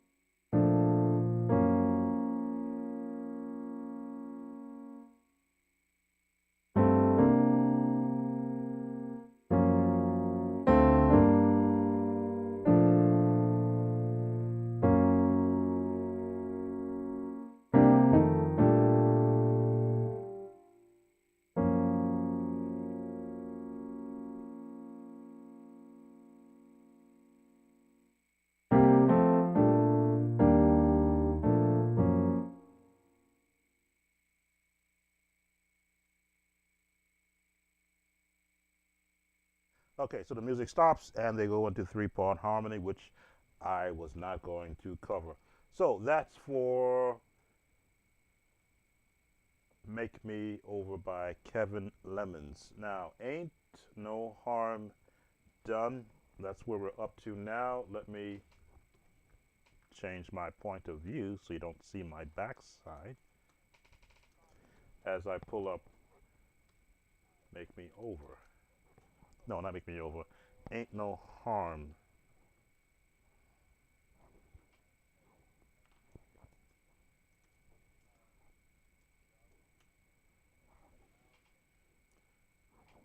Why do I get the feeling? Okay, I'm getting a whole bunch of Ain't No Harms. So, is it Ain't No Harm Done Calling on Jesus? Ain't No Harm in Me? Nope. Ain't No Harm Keep Your Mind Stayed on Jesus? Ain't No Harm Praising His Name? Okay, Ain't No Harm Done. Okay, I do see an Ain't No Harm Done by B.B. Winans or by Marion Williams, because there are now two different versions of it. His doesn't say done.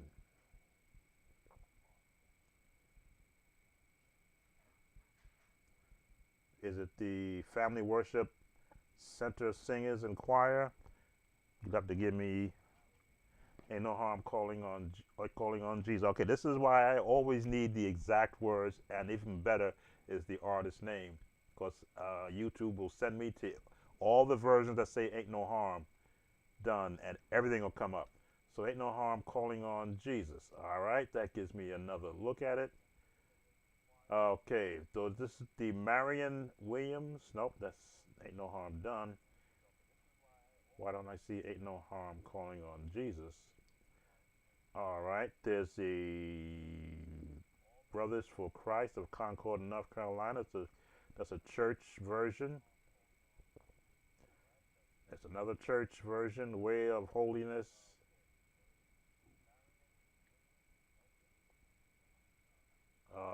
Another church, Dynamic Revelators. Ain't No Harm Done Calling on Jesus. So give me more information. But BB Winans. Okay, let me look at the BB Winans. Ain't No Harm Done. His doesn't say Calling on Jesus, but let's pull that one up. For more than 25 years, CapTrust has shipped. And let me go on mute so that I can listen to it.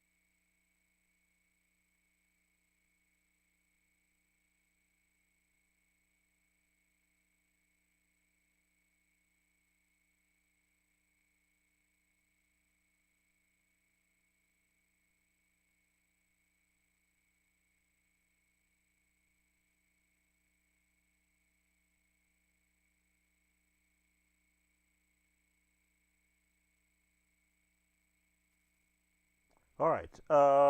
Church. Key of A flat. Key of A flat.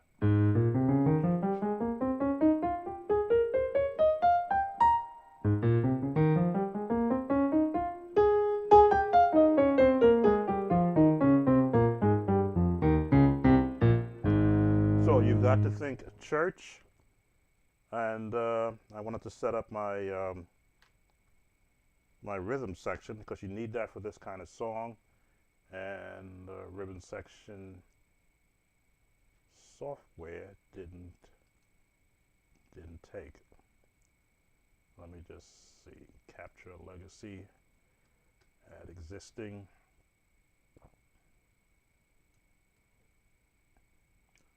My rhythm section is on my iPad. You might see it pop up. Okay, it did take. All right, this is again the the hoop triggers by C-Dub. This is my rhythm section. Let's just put you. I'll give C-Dub some free advertising, and I'll just put the Cordy app right here. That's where my rhythm section is. And I think that's the right tempo. So the 1 to the 4. They go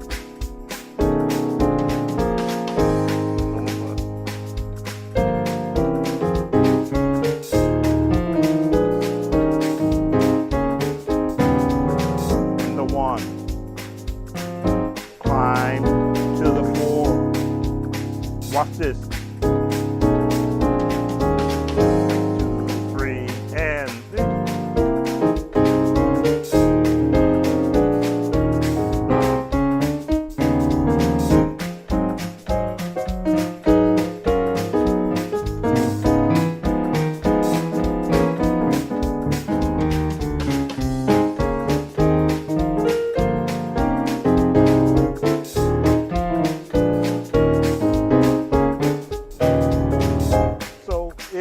Traditional to church, the traditional bounce, you're going to be bouncing on this, and I do a whole series on my version of what I call the bounce. Now, other creators may call it a rhythmic chording. I call it the bounce.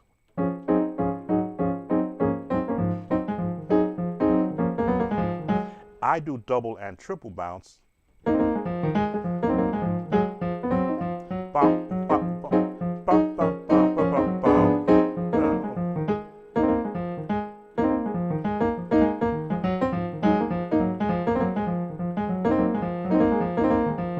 I'm just going down the, I believe it's called the bebop scale when you're using the flat 7th.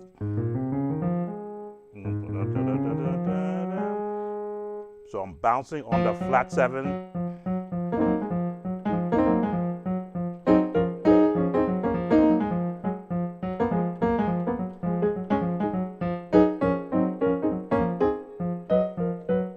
But I put the bottom, A flat at the bottom.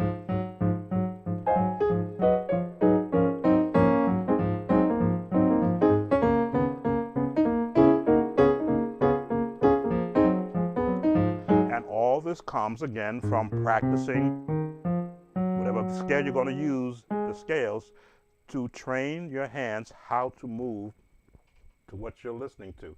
It's only a 3-minute song, and that is the crust of the song.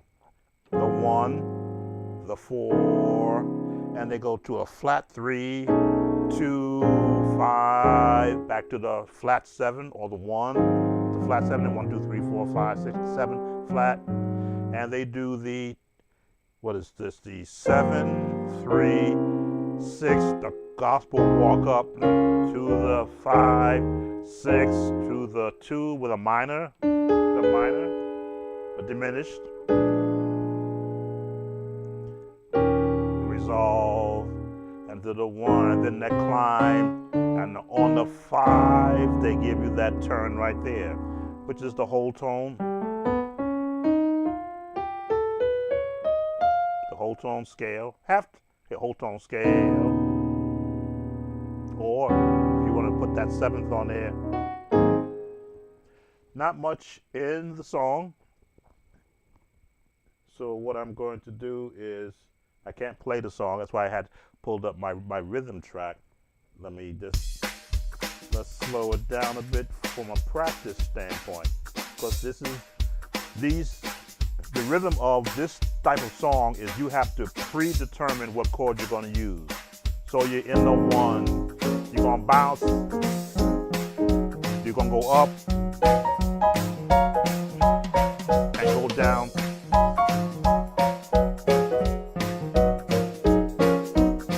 The left hand has to be determined to only do that, unless you're going to do, pick and choose what you want to do. That's where you're going to work from. Now you got different chords.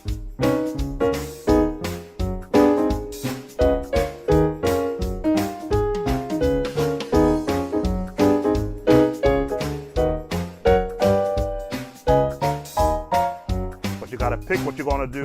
It gets high, then you can bounce. Your chords on the right hand can stay the same while they're singing. Got the whole keyboard open to you. The jazz scale,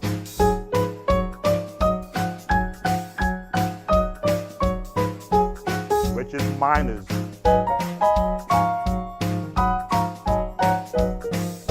On the downbeat, on the down, down, down. But the right hand can go up and down.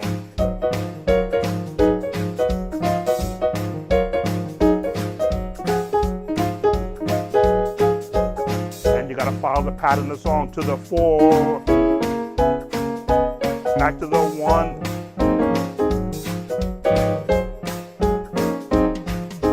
2, 5, 6, bum, bum, bum, bum. Back to this again. Calling on these 4. Watch this chain. Bum,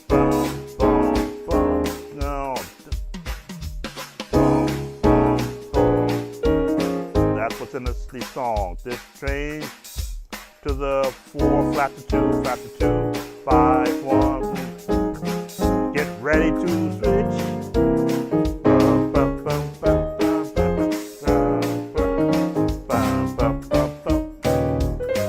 Now this can become, this style after 5 minutes can become boring. That's why in music you're always inventing other ways in which to play a song. Again, gospel music in this style is jazz, which means you are now looking for alternative ways to get to the 4. The alternative ways you hear, you can go to the 6, flat to 6, to the 5, flat to 5, and now you're at the 6. But how many beats do you have to get there? So if you're here, think ahead. Gotta think ahead. You're gonna make that turn. So what's coming?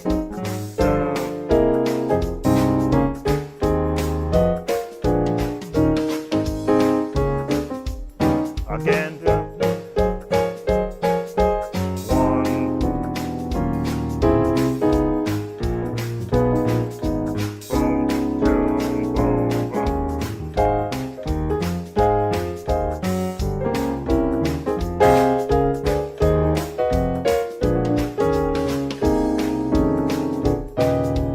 and I gave you a different way to come out of. Rather than doing this, you can go 6. 7, 6, 2, 5. Rather than, which is what everybody does, you can just go the alternative way to get back to the 1. This is when you listen to so many different styles of music and jazz also. A lot of jazz sites won't teach you the gospel style. Some touch on it, but they touch on it in a very sterile sense, where they'll go, and I'm like, okay, that's very sterile. But we'll go a different way, where they'll go and they'll walk it down to the 6, where I'll go 1, 3 to the 6, and I'll put this chord on the 6 to give me my 2, to give me my 5, and give me that down to the 1 there. So not many. Remember what? I forgot I didn't switch cameras on you because I was brought in the iPad. So the crust of this song, and I got YouTube kind of after me. No, I've been safe on the YouTube already. So let's pull in what's happening on this song, because this will be the last one that we're going to be showing. We've been here. I already reset my clock twice, so we're under 3 hours. We'll let this one be heard. I can deal with YouTube after that, so you hear what the concept is that I am showing on this. 1 second, okay. Key of A flat, and I just want to reroute the sound into the system. That's rerouted. So you hear what's happening in the song. This is our last song, so I've done good. Here we go. This is what used to happen in my church. You didn't know what song they was gonna sing. You didn't know what they was gonna say. But what they said and what they sung would lift you no matter what you were going through. All right? No matter what you're going through tonight, listen to the song and you're gonna be lifted. Ain't no harm done. Said, calling on Jesus. I said, ain't no harm done. Said, calling on the Lord. Ain't no harm done. Oh, calling on Jesus. Calling on the name. Calling on. That's what they need to say. Oh, said, ain't no harm done. No. Calling on Jesus. I said, ain't no harm done. Calling on the Lord. I said, ain't no harm done. Calling on Jesus. Calling on the name of the Lord. Oh, I got sanctified. Calling on Jesus. Yes, I got sanctified. Calling on the Lord. Oh, I got sanctified. Calling on Jesus. Calling on the name of the Lord.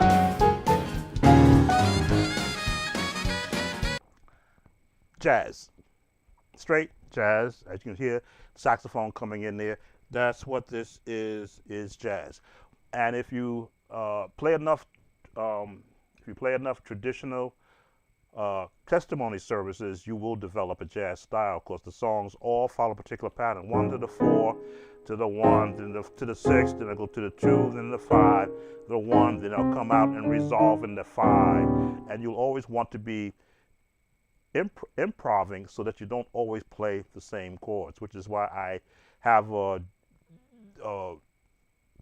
stickiness about you talking to the number system, because it means that you want to lock you into a one chord when you have so many different ways to get through a song like that. As you can see, I'm able to bounce around what they're doing, just pick and choose, because I know where it's going to go.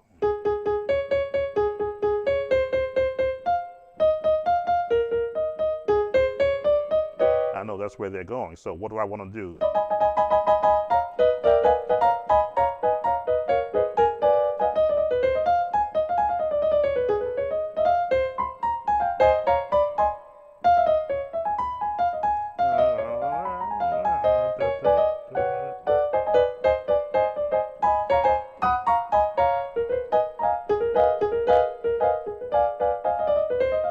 So whatever way I want to do, whatever I'm thinking about, again, you're going to plan your path before you get there. So musically, you'll be in time with a song of this tempo, which I think is at 100 beats per minute. Let me just look at my rhythm section. Nope, faster than that. 110, maybe 105.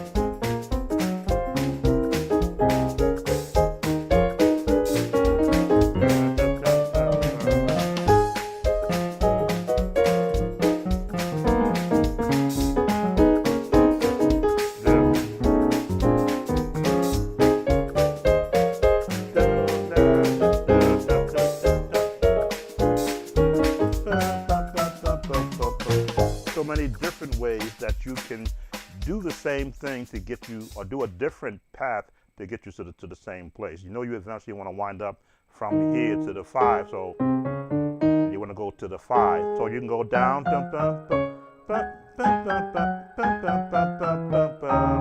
versus the which is become standard for all the musicians, because if they hear 100 musicians do that run, they want to be 101. I would never follow the crowd. I followed the music. I knew where it's going to go. I want a different path to get there. So I would do the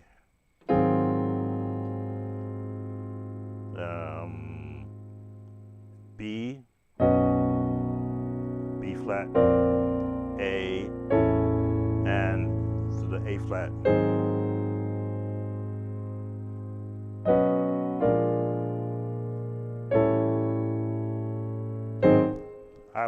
That's the kind of musician I was. All right, that's going to bring us to the close of this session. We hope that those who have been viewing, let me just change my, I've been wearing those headphones for going on 3 hours. Change my point of view. I want to thank those who have been a part of this live stream for coming in and having a good time with us. I believe we have 3 still in the room. Let me acknowledge those that I see who have come in, and from the very beginning. We have Beats, Robin Curry, Sub-Zero, Thomas Mitchell, Nimsy, Buddy Music, Dimitric Adam, Nas Keys, probably I can't pronounce your name, but APOTRE. If you're from a different part of the world, thank you for coming in. Adam Jameson, did I call you already? I think I did. If I missed you, I'm sorry. Gwen, Buddy Burnett,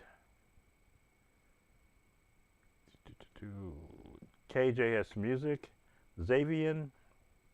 Oh, can I do I Go to the Rock?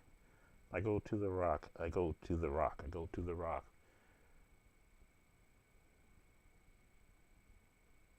Trying to think of the key to put it in D flat. Where do I go to when there's no foundation that's stable? Who do I turn to?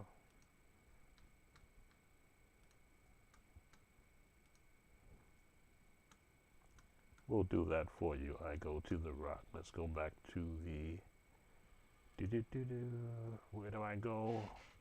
Because I do that song. You need a beat with that also. Let's see. Let's set our tempo down into the 80s. Lower than the 80s. Go with 70. All right, slower than that. This is a slower song.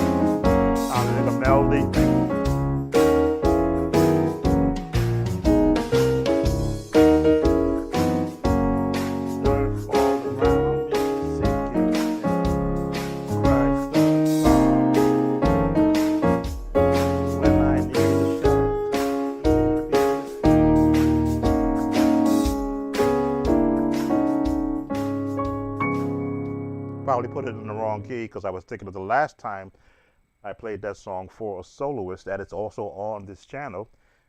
Way back in my earlier videos, I played for a soloist at the United Methodist Church where I was. So if you search I Go to the Rock on my search engine on the channel, that video will pop up and you will hear me playing it more in tune with an actual soloist singing. I think she may have did that one in C also. So I think I've covered all the requests. That's why I always check to make sure that I have not left anyone out.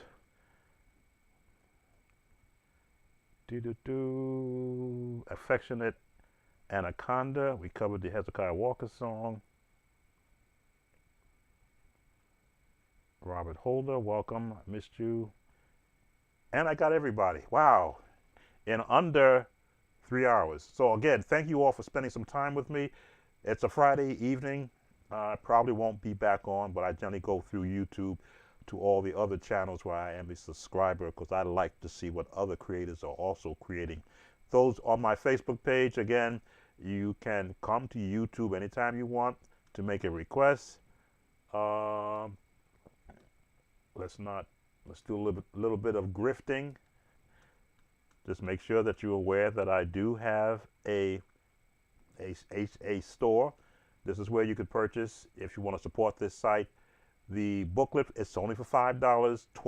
23 actual 23 songs with beginner chords. There's a video on the channel showing you, detailing what chords, what songs are in the book, how the chords are laid out, and I purposely threw in there extension chords that you could add to the ones that are basic. This is for the beginner musicians who like me to always break down things into middle C. You get that all done for you with the chording and the lyrics and the brief synopsis on who wrote the song. So I believe in giving out information.